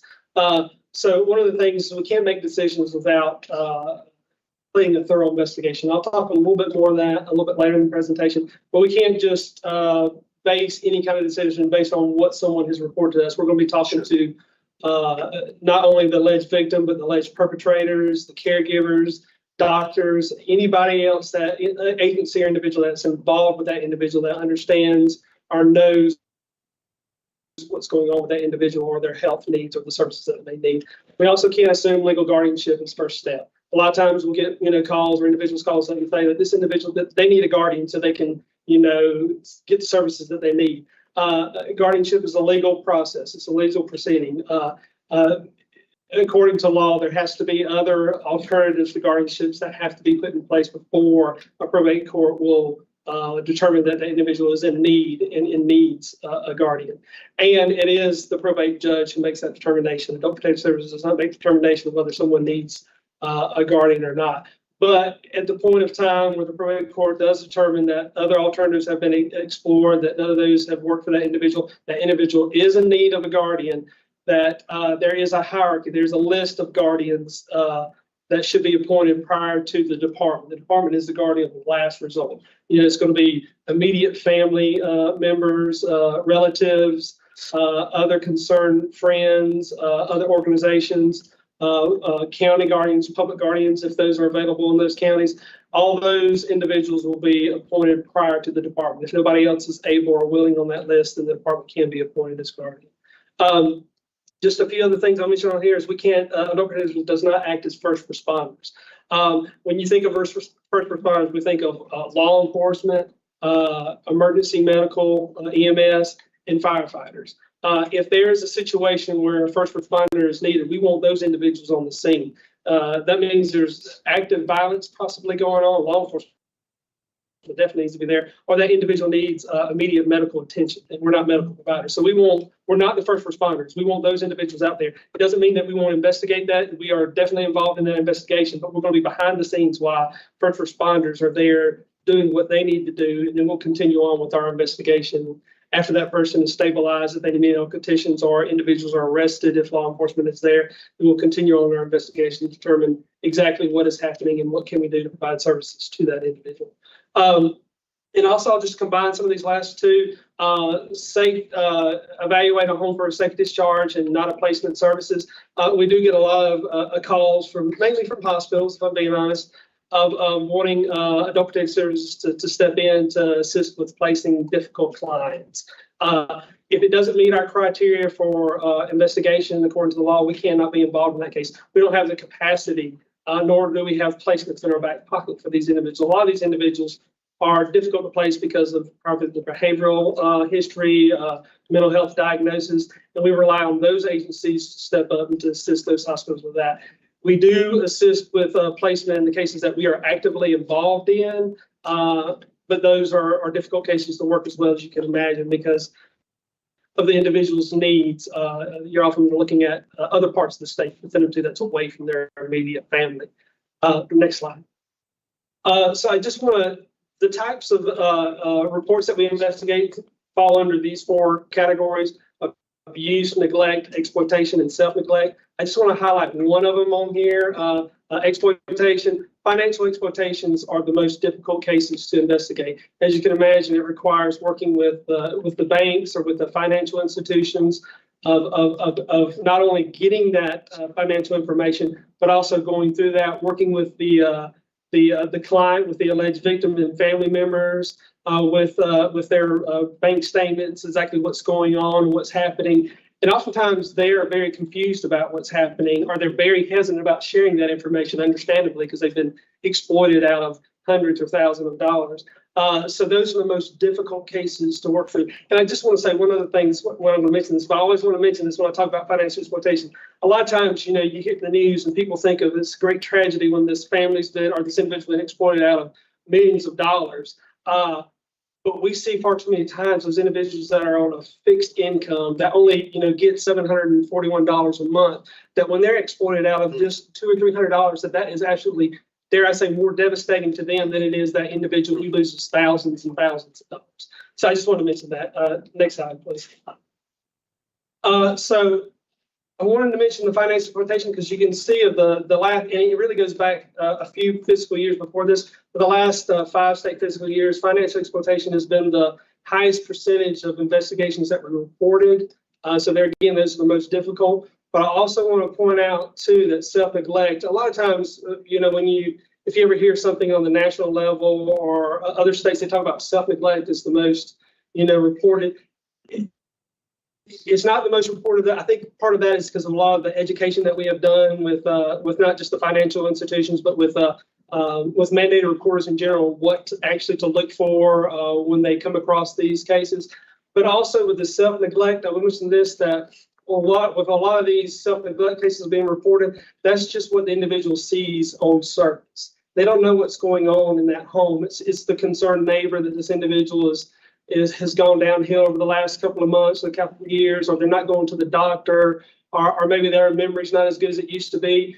When we go in there, and this goes back to what I mentioned earlier, that we can't just base it on one report. We got to complete a thorough investigation. When you get in there, you'll find out that more times than not, a lot of times with these self-neglect cases, that it's actually financial exploitation that's going on.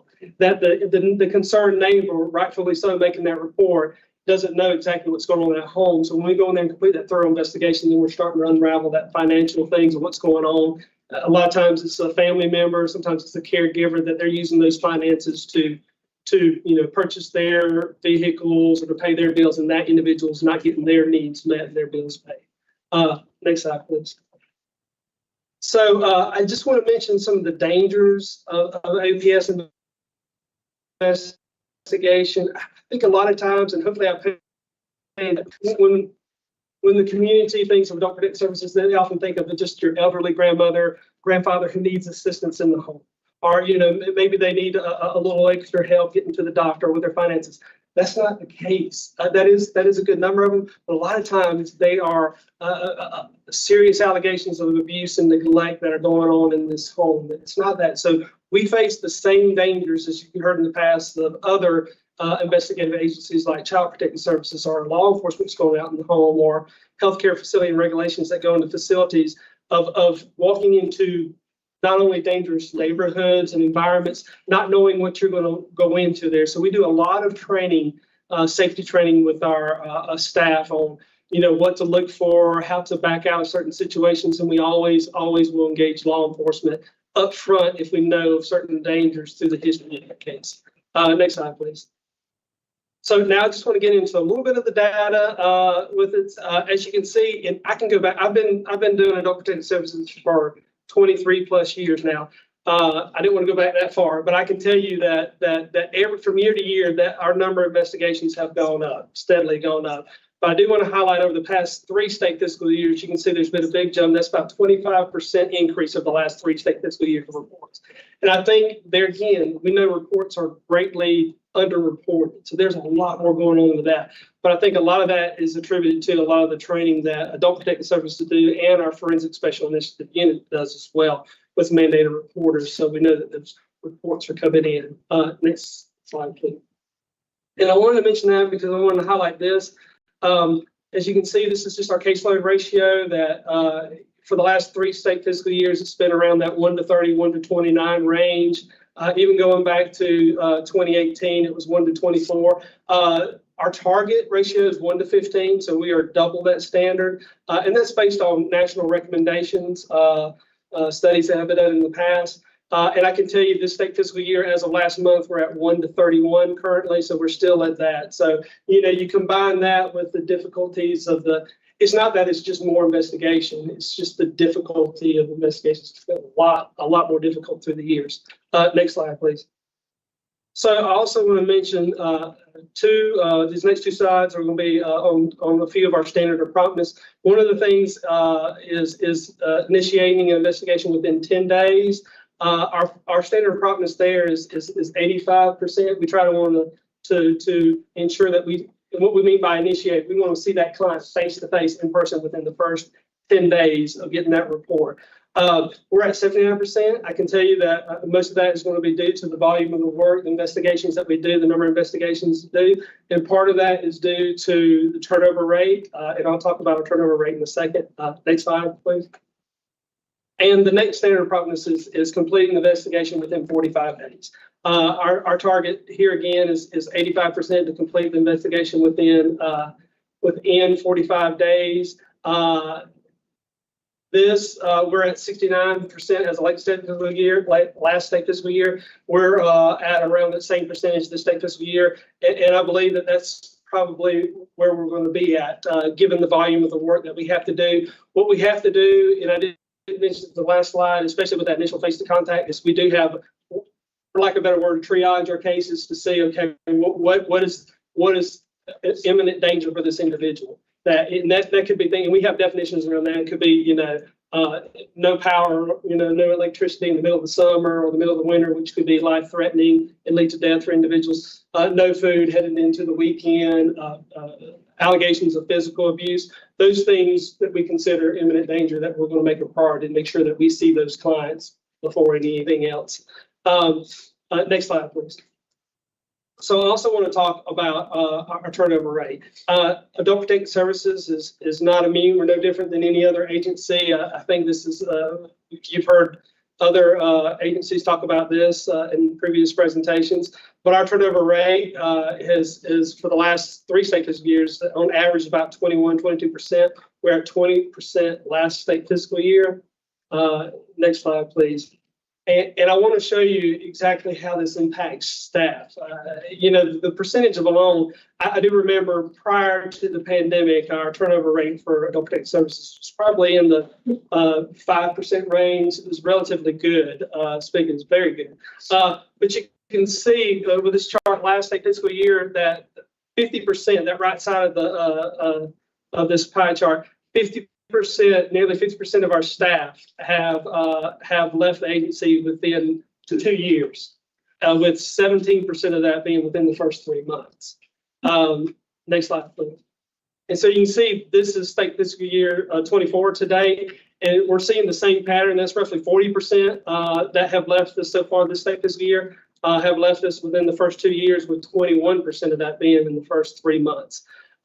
So, and that does have a great impact, not just on our caseload sizes, but, you know, it affects those staff who have been here that 2 to 5 years, or those who have been here for 20 plus years, and they have to take on that extra caseload because despite, you know, the challenges of staff and maintaining staff, we have a job to do. We have to, you know, these are the most vulnerable citizens that we have in the state of Georgia, and that we have to look out for them. So we have to manage those caseloads, and like I said, triage these cases and ensure that we are meeting the most urgent needs. Next slide, please. So I just want to mention this, and this is my last slide, that currently and in years past, there have been no federal regulations or federal funding for adult protective services.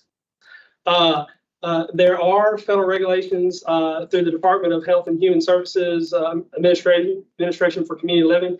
We are expecting them to drop new regulations, brand new regulations for adult protective services, probably sometime in May of this year. Now, with that, when those regulations drop, that will mean that adult protective services programs, you know, around the nation will have to come in compliance with those federal regulations. I don't know exactly what those federal regulations will be. I can say this, and you probably heard me say this before, Georgia is one of the leading adult protective programs in the nation. We're nationally recognized for the work that we do, for our policies, for our training. That has been the case for years and years. So I do know that a lot of our policies and procedures that we do, a lot of our guiding principles are based on the national recommendations. There's always been national recommendations. So I have a good confidence that we will meet most of those regulations, but when they do drop, some of the regulations could be around standard of promptness, staffing levels, exactly what all types of things we investigate. Whatever's in those regulations, we'll have to evaluate that. And of course, that will come changes in policy and procedures, in training. There are going to be most likely be changes, not just in Georgia, there may be changes into state law, so we have to take that into consideration. So it won't be like immediate thing that you have to come in, you know, regulations by the end of May or the first of the next month. There'll be a time, I don't know what that time period will be, but there will be time for programs to become in that federal regulations. The good news about federal regulation is that there's always the possibility with federal regulations will come federal funding. I don't know how much that will be, if any at all, but hopefully there will be some funding around that so we can come in compliance and increase our staffing. That's it. Good report. Thank you, Ron. Thank you. Any questions? Thank you. So now we'll transition to the presentations on a few proposed rule changes for the department. We'll begin with the presentation from Associate General Counsel Christopher Henry on a proposed rule change pertaining to residential child care licensing. Good afternoon. Good afternoon, members of the board. I am, like he said, Christopher Henry, and I'm going to discuss the DHS rule changes as they apply to the child placing agencies. Next slide, please. All right, so here's a brief roadmap that I'm going to run down. A review of the rule change procedures, a review of the proposed rule changes, the public comment period, the final approval of rule amendments, child placing agencies, and a request to the board. Next slide, please. The rule change procedure. So the board considers motions to publish proposed rule, which has already been done. Then there's a 30-day public comment period, which has been done also. And within that 30-day period, there's a public hearing, which we've completed. And we're at the step of requesting a motion for a final adoption of the proposed rule. If approved by the board, and then once it's sent over to the Secretary of State, within 20 days, after 20 days, that rule becomes effective. Next page, please. Okay, so here's why we came about with the rules, the rule changes. First, they were needed to eliminate or revise rules in an effort to streamline regulations. We needed to update terms and provisions, reorganize rule provisions for clarity, and make certain regulatory requirements less burdensome to providers where it's safe to do so. Next page, please. So the first rule was we removed the provision that persons or entities have to consult with DHS before establishing a CPA. This we found just to be burdensome. It was just extra, and there was no benefit to keeping this rule. The second rule was we added the definition of reasonable and prudent parenting. So reasonable and prudent parenting, we looked at the Preventing Sex Trafficking and Strengthening Families Act of 2014, which was issued by Congress in an attempt to legislate normalcy for foster children. And from that, we saw what's commonly known as RPPS, with Reasonable and Prudent Parenting Standard. And it basically holds that a caregiver shall use careful and sensible parental decisions when determining to allow a foster child to participate in enrichment, societal, extracurricular, and cultural activities. So we found that necessary to include in the definitions. We clarified that no foster child may co-sleep or bed share with an adult, and no foster child over 24 months may sleep in a room with an adult. With this one, we relied on the safe sleep standards of the sleep industry to formulate the rule. The current rule has it listed as no foster child over 24 months. No foster child over 12 months may sleep in a room with an adult. What we found is we were getting a lot of waiver requests for that. So to reduce that and take that burden off of the providers, we upped the number to 24 months. The next one, the CPA is no longer required to be nonprofit corporation. So in reviewing the law and finding the definition of a CPA, a child placing agency, we found that it could be incorporated or not. If it's not incorporated, then that means we can add partnerships, sole proprietors, or even we can do for-profit companies. That definition obviously was more expansive than the definition that we had, so we had to incorporate it. Rule prohibiting licensee from making a false or misleading statement updated to include a director, employee, foster parent, prospective adoptee, adoptive parent, and contractors of licensee from making such statements. This, we wanted to ensure that all parties that were involved either in an inspection or an investigation by RCCL understood that they had to tell the truth. This applies to both written and verbal statements. It's written statements that can be submitted to RCCL, or it can be written statements that are kept by the agency themselves. And then, so we have to produce a rule that tells people to be honest. Is that what I'm hearing? yes, yes, Okay. yes. That's a shame. And we updated additional terms and provisions. Next slide, please. So for the public comment period, the rules were published for public comment on November 30th to December 30th. And then a public hearing was held on December 15th. We took one comment in which we received related to the statements required in the home study reports concerning firearm safety. Next slide, please. I'm making a request to the board that the motion for final adoption of and regulations of child placement agency 290-9-2.01 through 15 be made. And then next slide, please. Are there any questions? Appreciate that, Christopher. And we've got one more proposed, and then we'll get into the voting. Okay, thank you. All right, Brian Covers, Associate General Counsel with the Division of Child Support Services, present the division rule change proposal pertaining to driver's license revocation and suspensions. Good afternoon.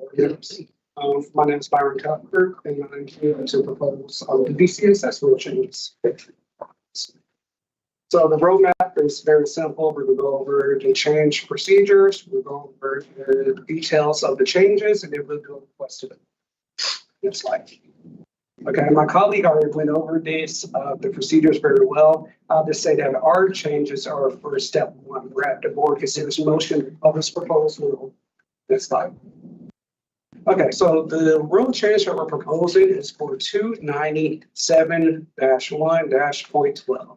And basically this involves the license and revocation or suspension. It's specifically we're proposing because we wanted to comply with the amendments to the Georgia Code, section 4-564, which had an effective date of January 1st, 2020.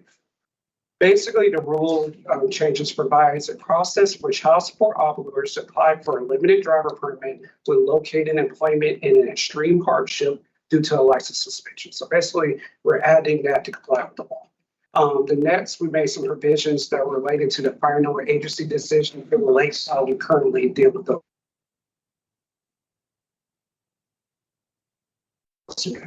for public comment between March 1st and March 30th of 2024, and we will have a public hearing March 22nd of 2024. That's fine. So, board members, I respectfully request the board consider our motion to publish notice of probate. Thank you. All right, so the last two presentations be from the General Assembly. Deputy Commissioner of Finance, Demetrius Taylor, will present the budget recommendation for the agency. His presentation will also be followed by a presentation from Director of Government Affairs, Emma McCullough, who will share information on legislation proposed that could impact our programs and services.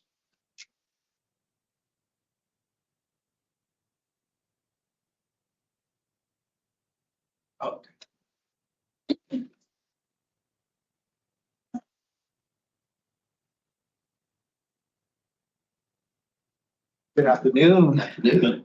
Vice Chairman Smith, Commissioner Gross, members of the board.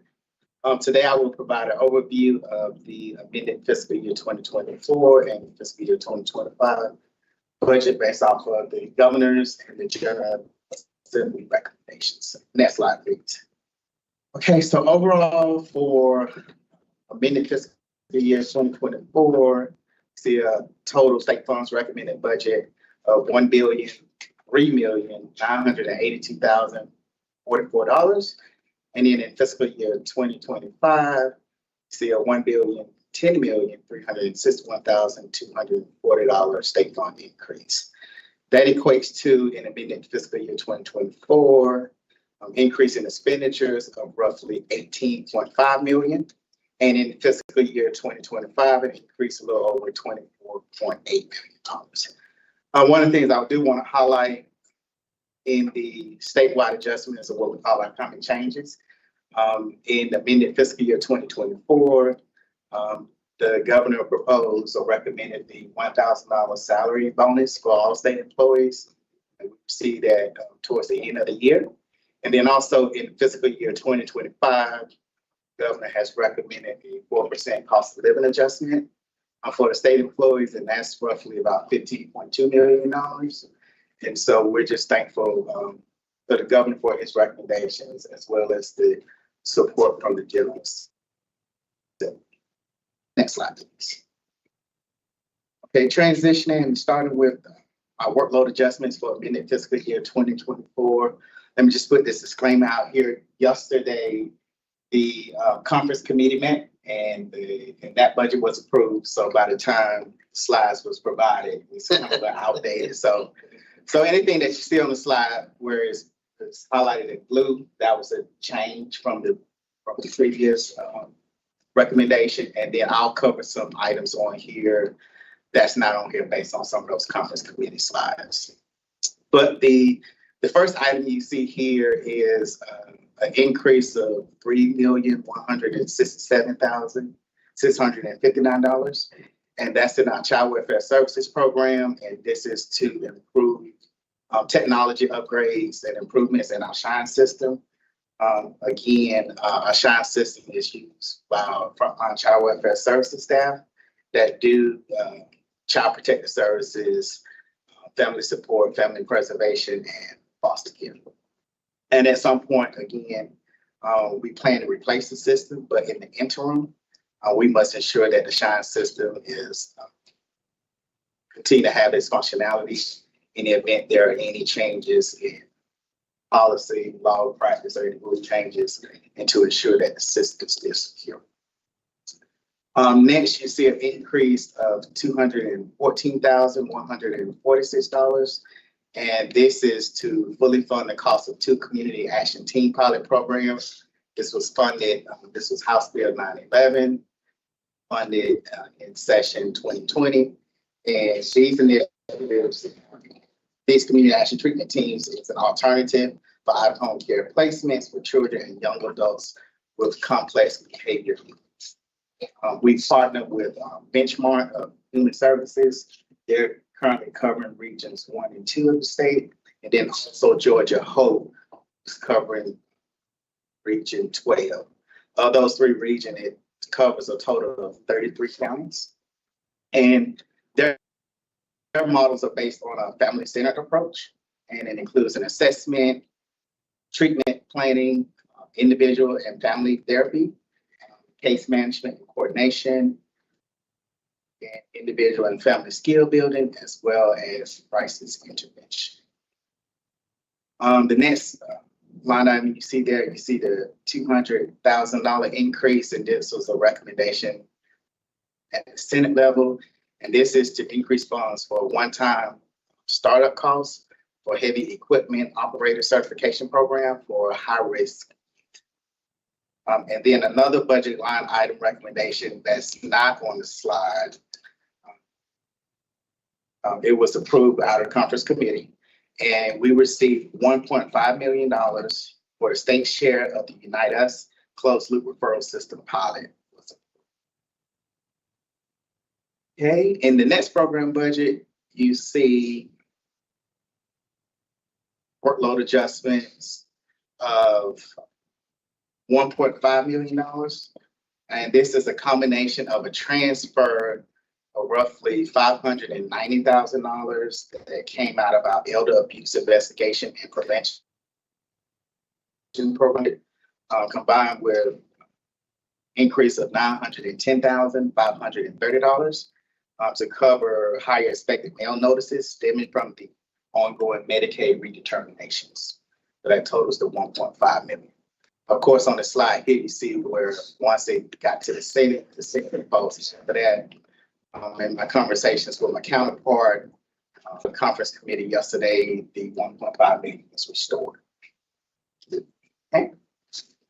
Next, we have an increase of $1,732,568. And this is to integrate our Georgia Pathways and Georgia Access into our Georgia Gateway integrated eligibility system. And so again, Georgia Gateway is considered a one-stop shop where we have Medicaid, SNAP, TANF, WIC, Peach Care, and so forth. And so this money will allow us to enhance the systems for Georgia citizens. And the next program you see there is in Department of Administration. You see a reduction here of $2,636,268. And this is to reflect cost savings from office-based consolidation. Currently, DHS, we was over at 2 Peachtree where we occupied 17 floors. And now we're over here at Trinity where we're occupying 2.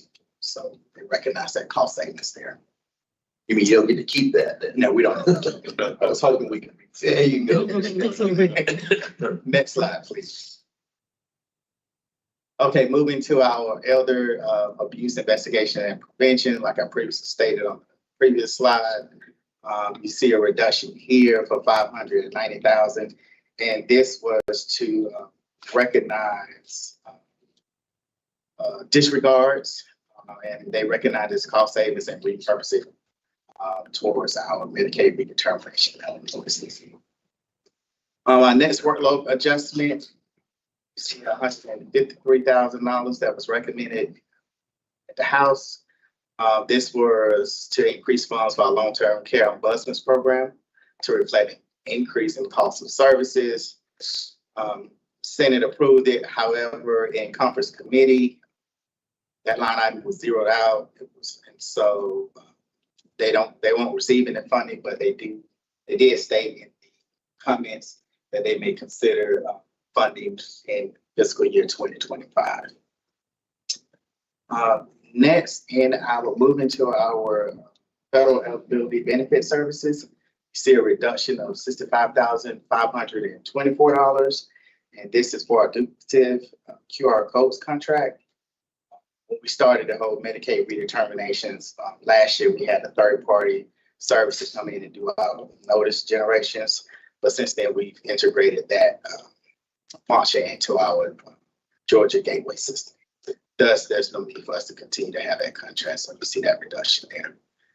The next line item, you see a little over a $2 million increase, and this is for our wage and labor data verification services.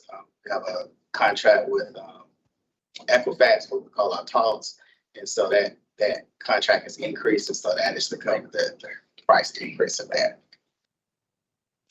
And next program budget you see at the Senate level, there was an increase of $400,000, and this is to increase funds for our community youth tutoring and wellness program. And out of that, there was 4 recommendations. $50,000 was for Macaulay After School Program. That's in McDonough, where they serve underprivileged and at-risk kids in the McDonough Housing Authority. Another $50,000 is for the Learning Center in Columbus, where they provide tutoring services. Then we have $100,000 where we're increasing our current Washington Street Community Center that's located in Covington.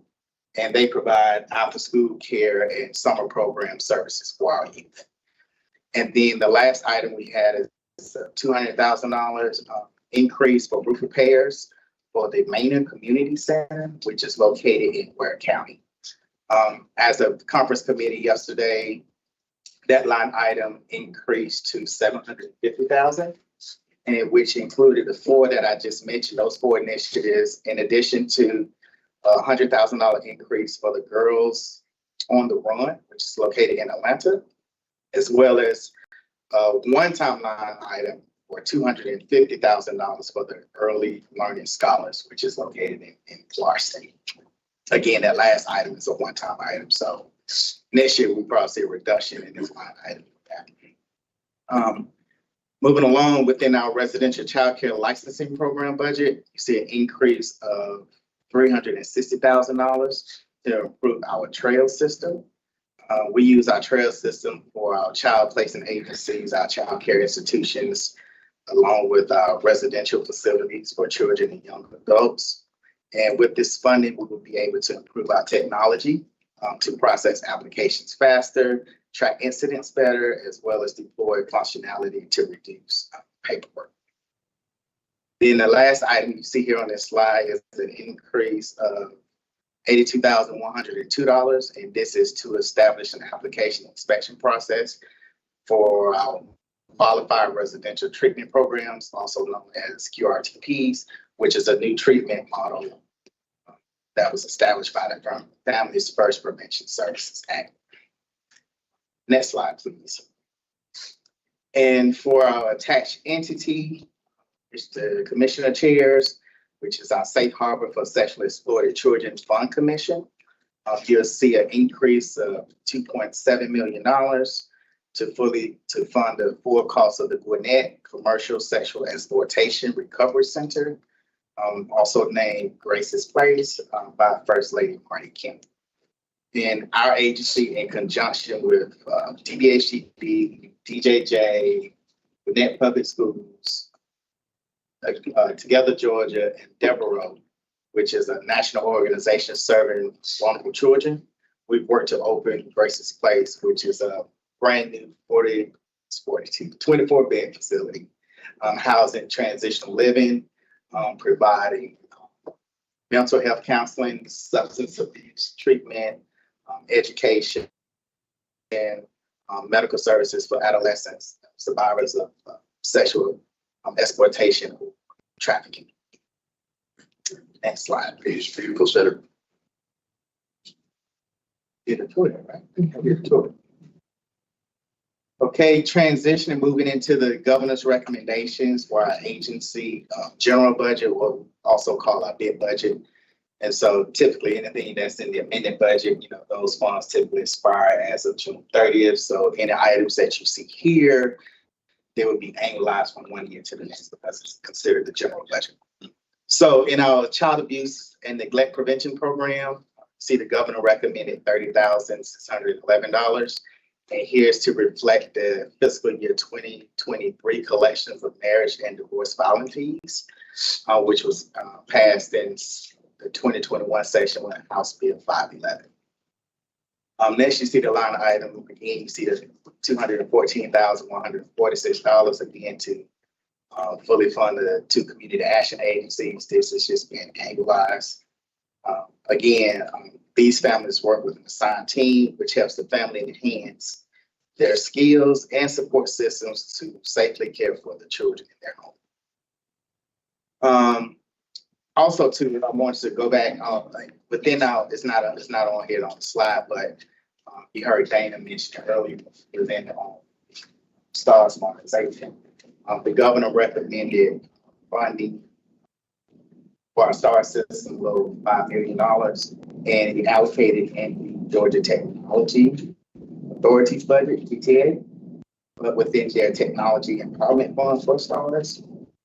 Of course, which is our child support agency. And in doing so, those funds never expire. And so we don't have to worry about obligating all the money up front or whatnot. It'll always be there. So that was a strategy there. Transition going back to child welfare services. You see a transfer again of $590,000 from disregards in elder abuse investigations and prevention. Then an increase of $828,935 again for improvements for our Georgia Shine system. A new item here, you see $4.6 million. This is to provide an additional $3,000 salary increase for our core child welfare protection placement services caseworkers. And so I think it's roughly about 2,000 some odd employees that would be impacted by this. Next, you see in our department administration program budget, increase of $282,000. GDA is ensuring that we're going to have more Capitol Police security and operational costs. And this money here is just to put in our budget to absorb that price increase on our rentals. Next slide, please. Again, in department administration to see the $2.6 million here. This is just to annualize that reduction of that cost savings. Next, in department administration, you'll see a $1,681,569 reduction. And this is what I call a transfer out or redistribution of funding. So in admin, we have a program that's called electronic benefit transfers, where we make payments out to our clients. And so it's more related to a federal eligibility benefit program versus administration program. And this is just moving the 1.6 million out of admin. 2 lines below that, you see the 1.6 million, which is the state share of that. Next, in our elder abuse investigations and prevention, again, you see the $590,000 reduction. Disregards. Next, again, you see the $2,061,000. Again, that's just annualizing that increase to cover the price hike of our contract with labor and wage data verification services. Then the next line item you see is $630,057, and this is to hire 23 additional county staff to provide staff in every customer service center. So during the pandemic, we had vacancies, we used that cost savings and invested in technology, and we're looking to have all our offices open 5 days a week. And just having this frontline staff there that can be there to have the doors open to address client service. And again, the last item on this slide here, you see the $65,000. Again, this is the annualized reduction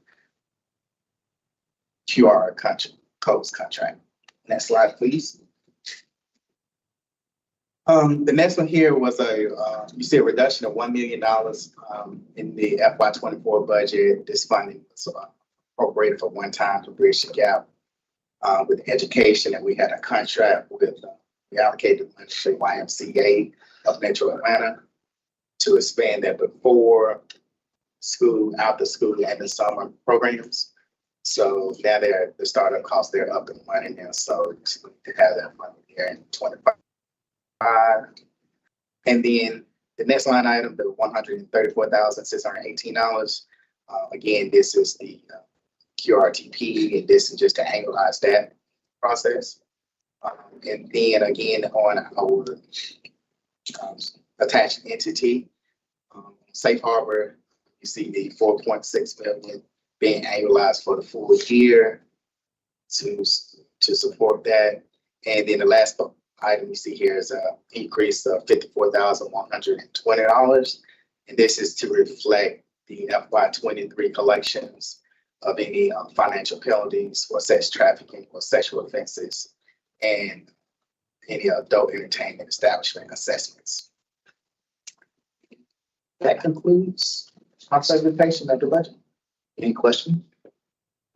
Thank you, Demetrius. Thank you. So we'll hear from Emma McCullough now from General Assembly session update.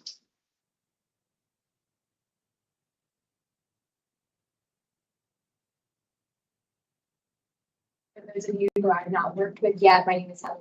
I serve as the Director of Government Affairs for DHS.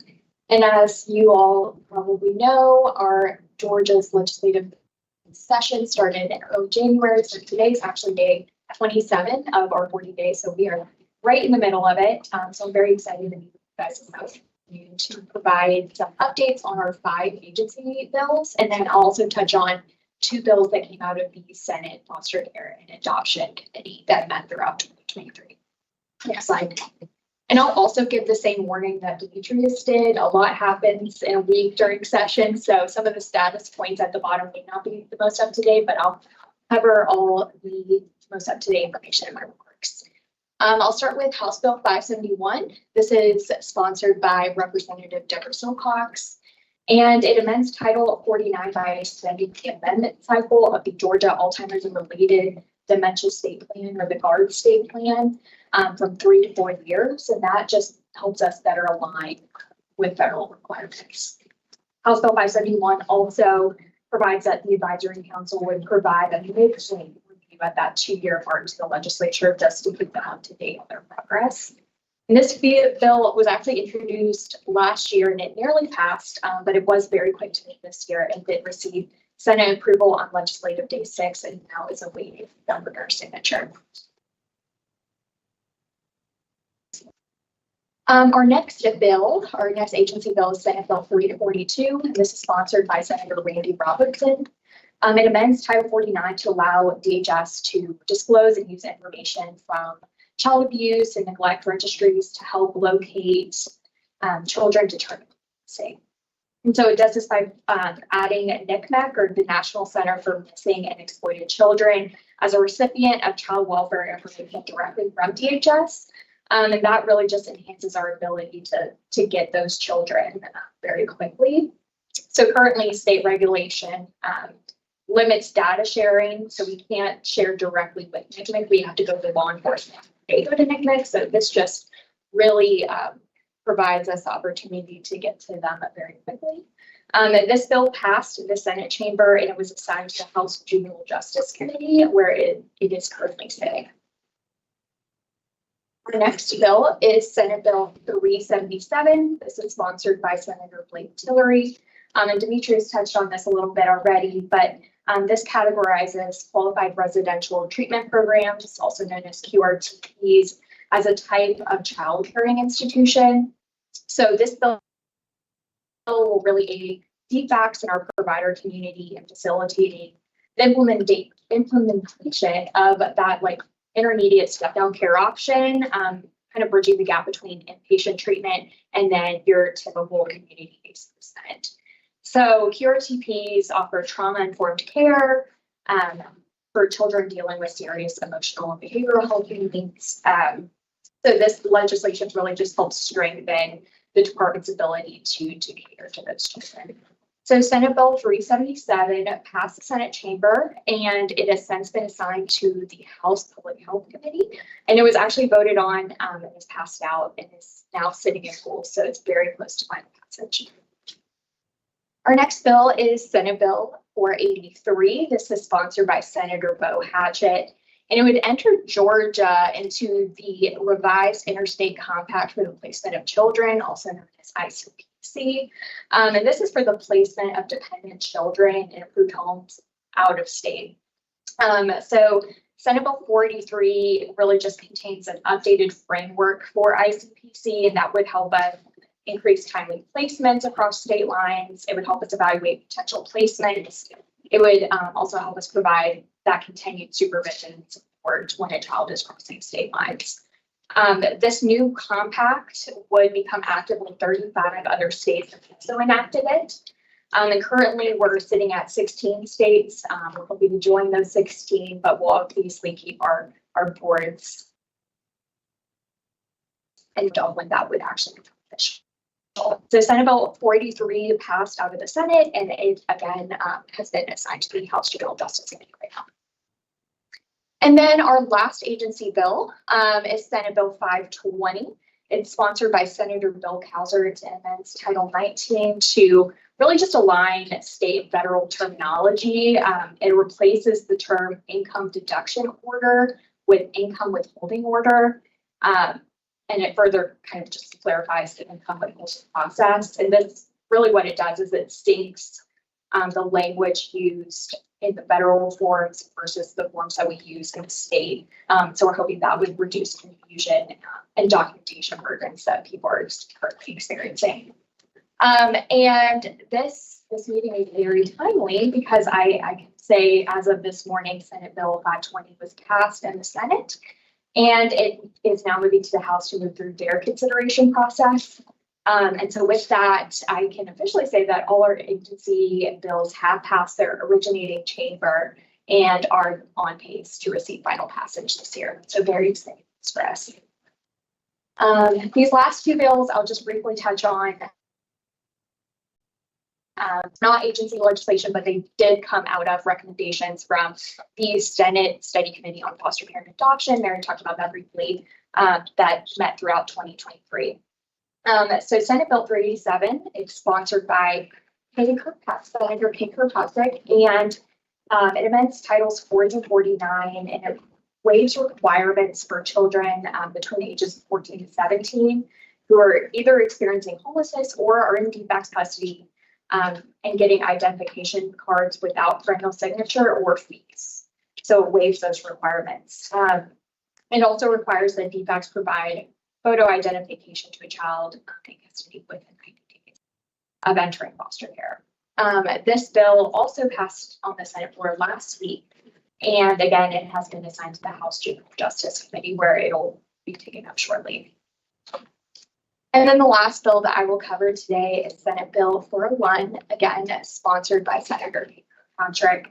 And it requires juvenile courts to collect additional data relating to timeframes for dependency reviews and then report that data to the administrative office of courts. Again, that bill passed out of the Senate last week and has been assigned to the House Juvenile Justice Committee. So all of these look good for crossover day, Yes, right? we are Thursday. crossover is Thursday, and so all our bills are completely taken care of ahead of that. So Yeah. it's a team effort. Have to thank Deputy Director Emily Matchett. That's good. Well, thank you. All right, so we are about 30 minutes behind schedule, ladies and gentlemen. And so at this point is when we would either determine to take a break or not. So 2 minutes. how about 5 minutes? 5 minutes. And you get shot if you don't come back in 5 minutes. Okay? I don't know who's gonna shoot you, but 5 minutes. All right, good.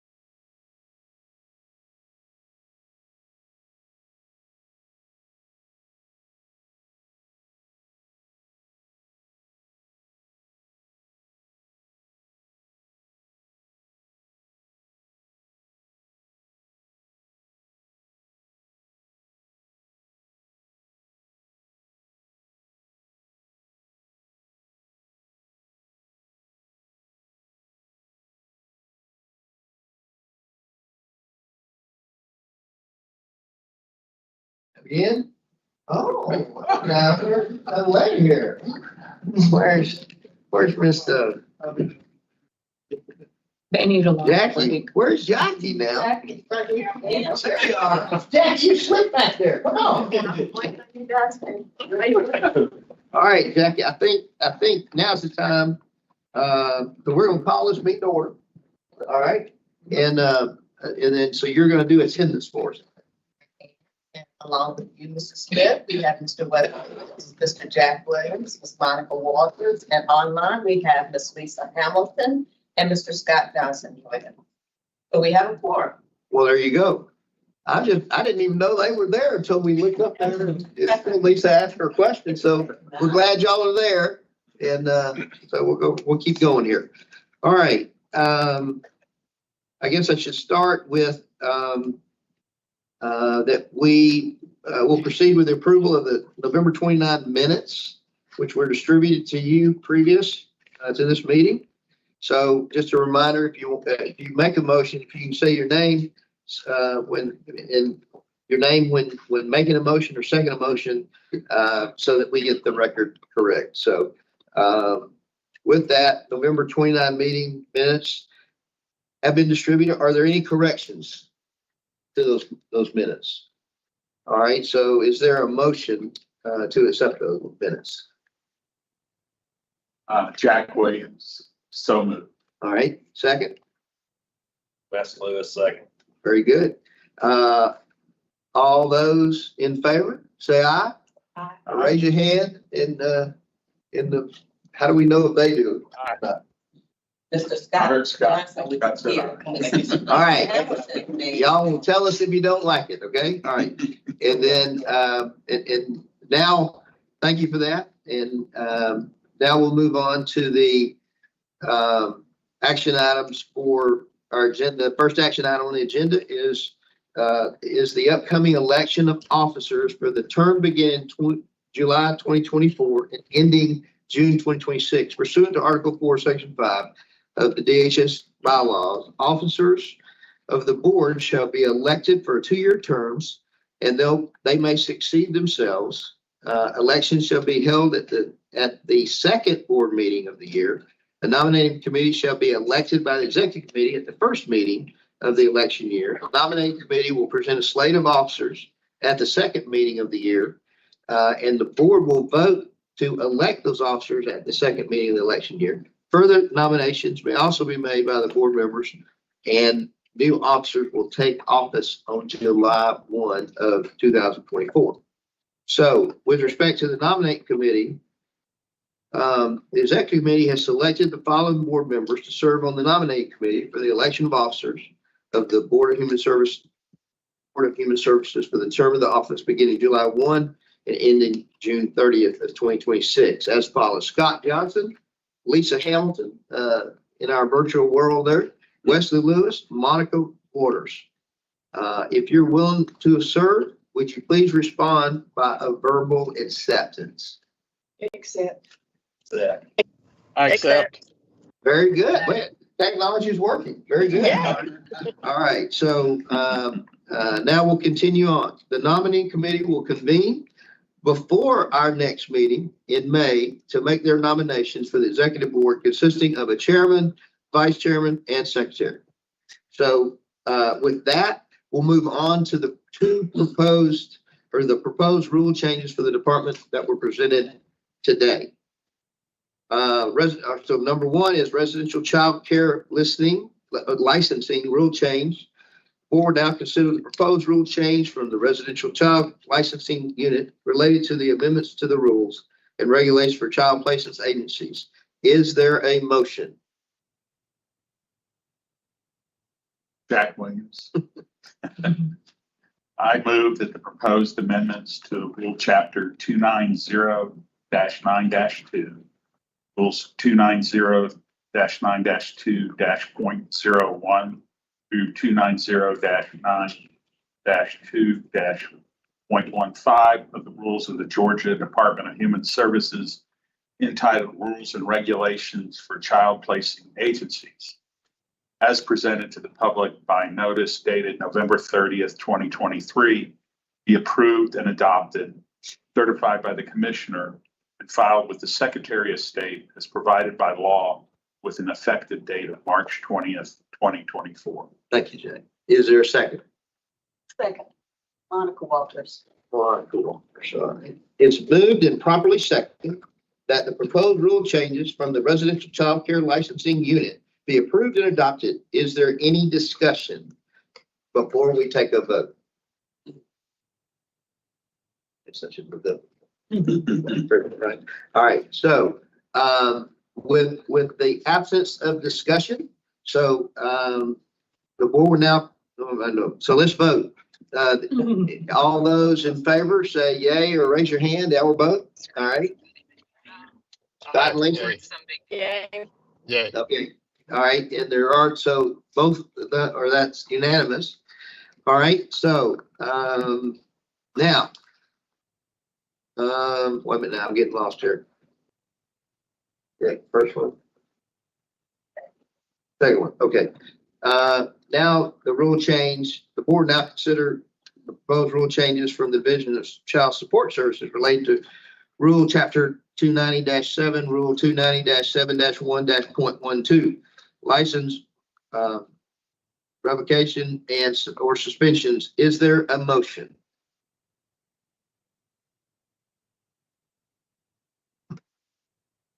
That's it. Huh?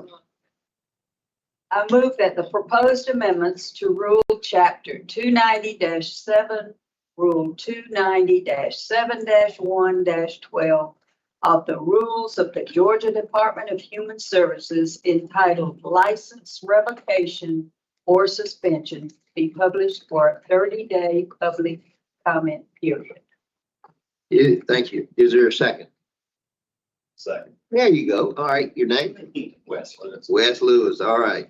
It is moved and properly seconded that the proposed rule changes from the Division of Child Support Services be approved for publishing for a 30-day public comment period. Is there any discussion? If not, we will take a vote. All those in favor say yay or raise your hand. Yay. Okay, good. Thank you all. All right, so both have passed unanimously. So now we'll have, without further ado, we'll have the commissioners report. Ms. Candace. You, sorry about that. Trying to make sure my phone didn't go off in the middle of the meeting. Thank you so much, and thank you for taking those board rule changes into consideration. Both of those are going to be game changers, especially with the ones that have just been passed and the ones that will be pending for public comment. We really appreciate that. I don't have much to add. I know that the staff before me that gave their presentations have touched on where we are with the agency, especially in the middle of session. It has been a tremendously heavy lift, and I just want to give a shout out to the government affairs team and to the Office of General Counsel.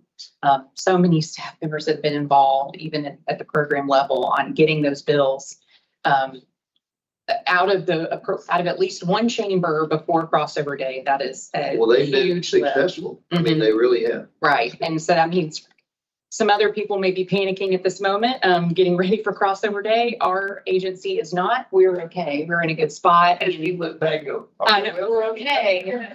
But we are. We're doing incredibly well, both in the budget, with additional support again this year, and also with legislative initiatives underway. So, we continue to see good numbers in terms of reducing attrition across divisions. And I know that you also heard, we continue to look for any changes that we can make to technology. We've been working incredibly hard and rolled out several multi-million-dollar technology improvements in the agency, and we're excited to do some more. So I don't have anything additional on those fronts, but of course, I'm happy to take any questions about anything that may or may not have come up already in the board meeting. Generically, I have a generic question about the multi-million-dollar efforts for technology. have they been successful? I mean, I'm not looking for specific numbers, but, you know, because these things seem to be elongated, so, but have they really been able to be successful at implementations? They have. Good. And that's not to say we didn't have any hiccups with some of the technology projects that we've had, but, you know, for Argo and Communicare, those were a direct product of feedback that we got from frontline workers and the families with whom we work that said we need to have some better communication. And we knew that, you know, hiring our way to get out of those issues was not going to be the answer, especially because some of these we started, you know, in 2021. So we were still in many ways in the middle of the pandemic. But those have gone incredibly well. We'd hope to be able to roll out a technology improvement that would better enable casework in the field.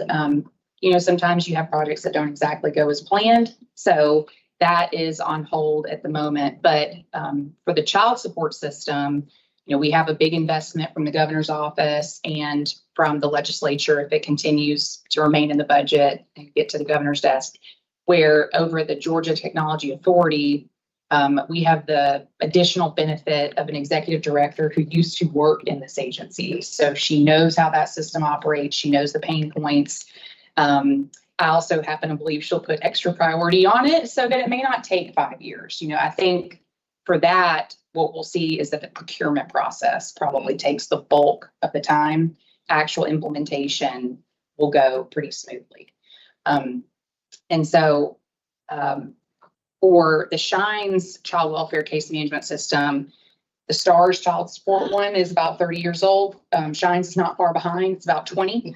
And I can tell you, I've tried even myself to get better acquainted with how to use that system.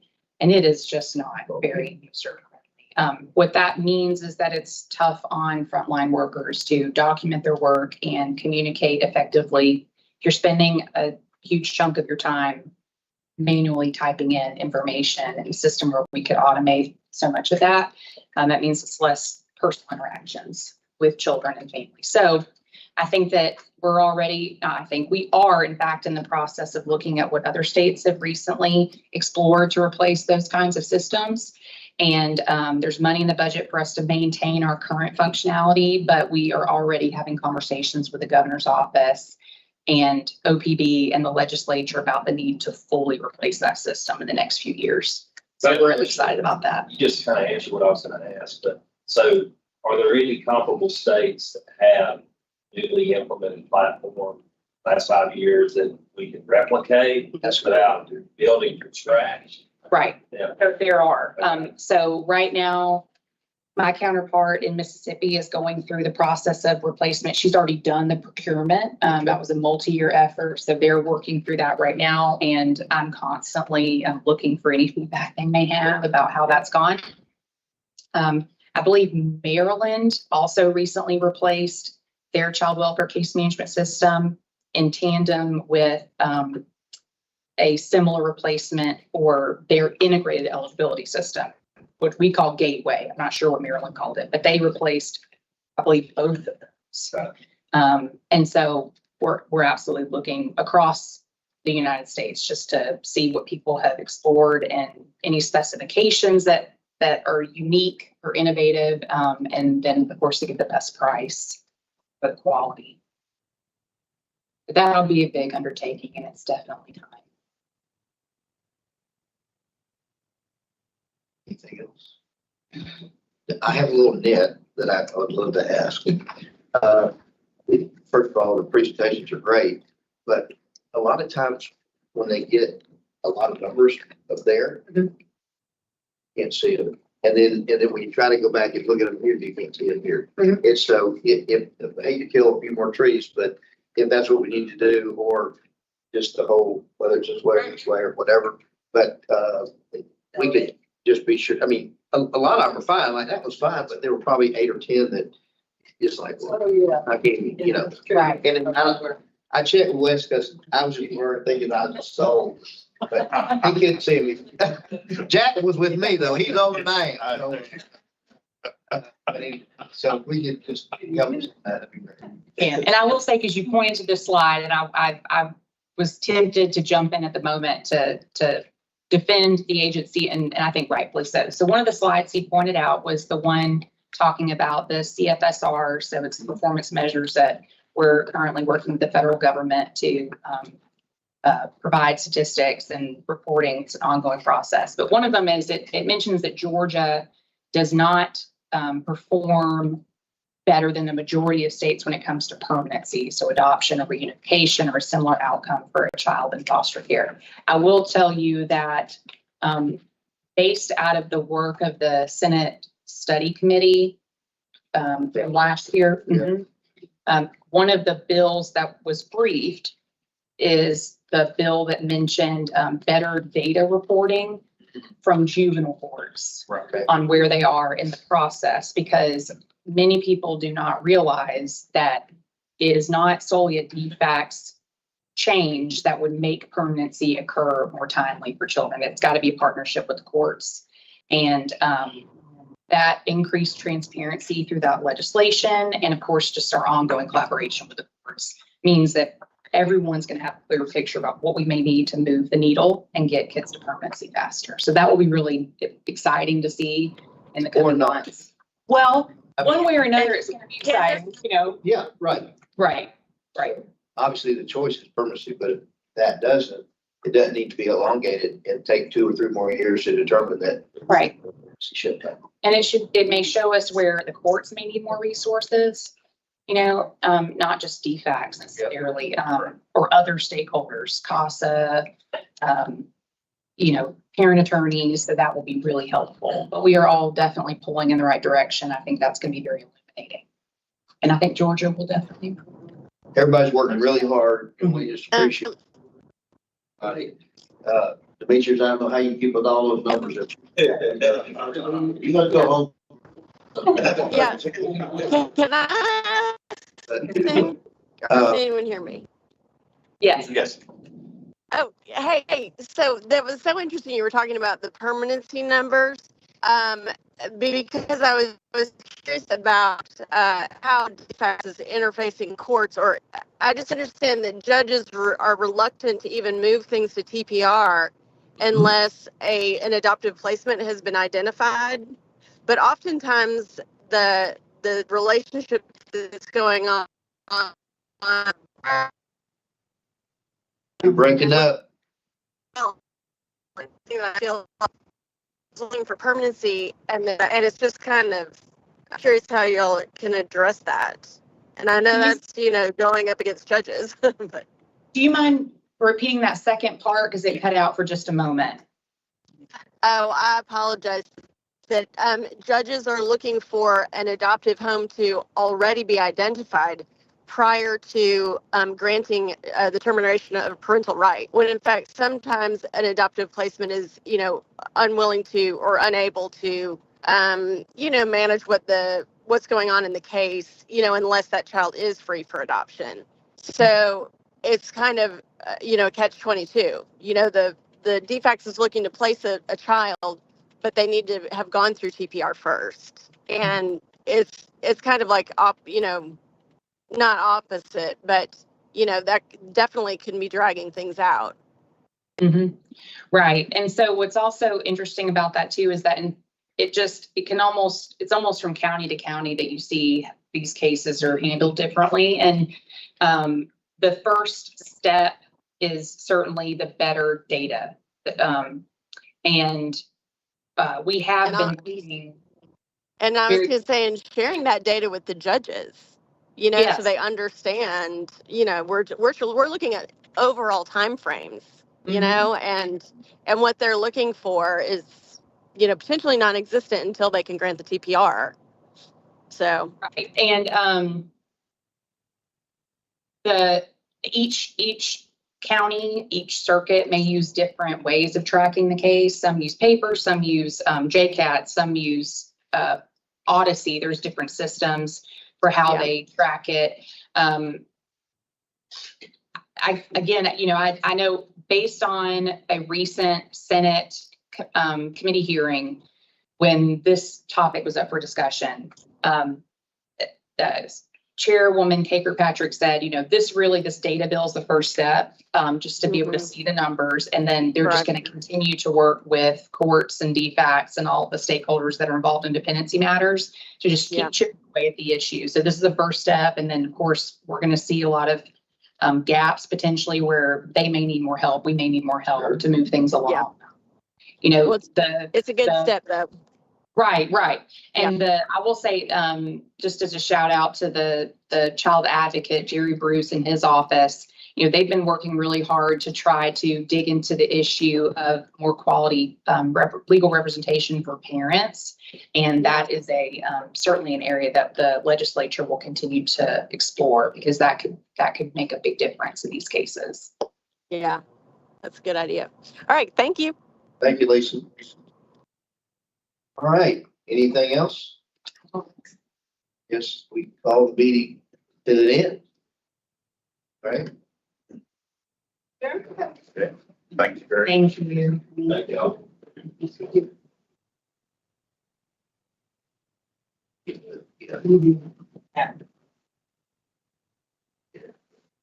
Yes, but I don't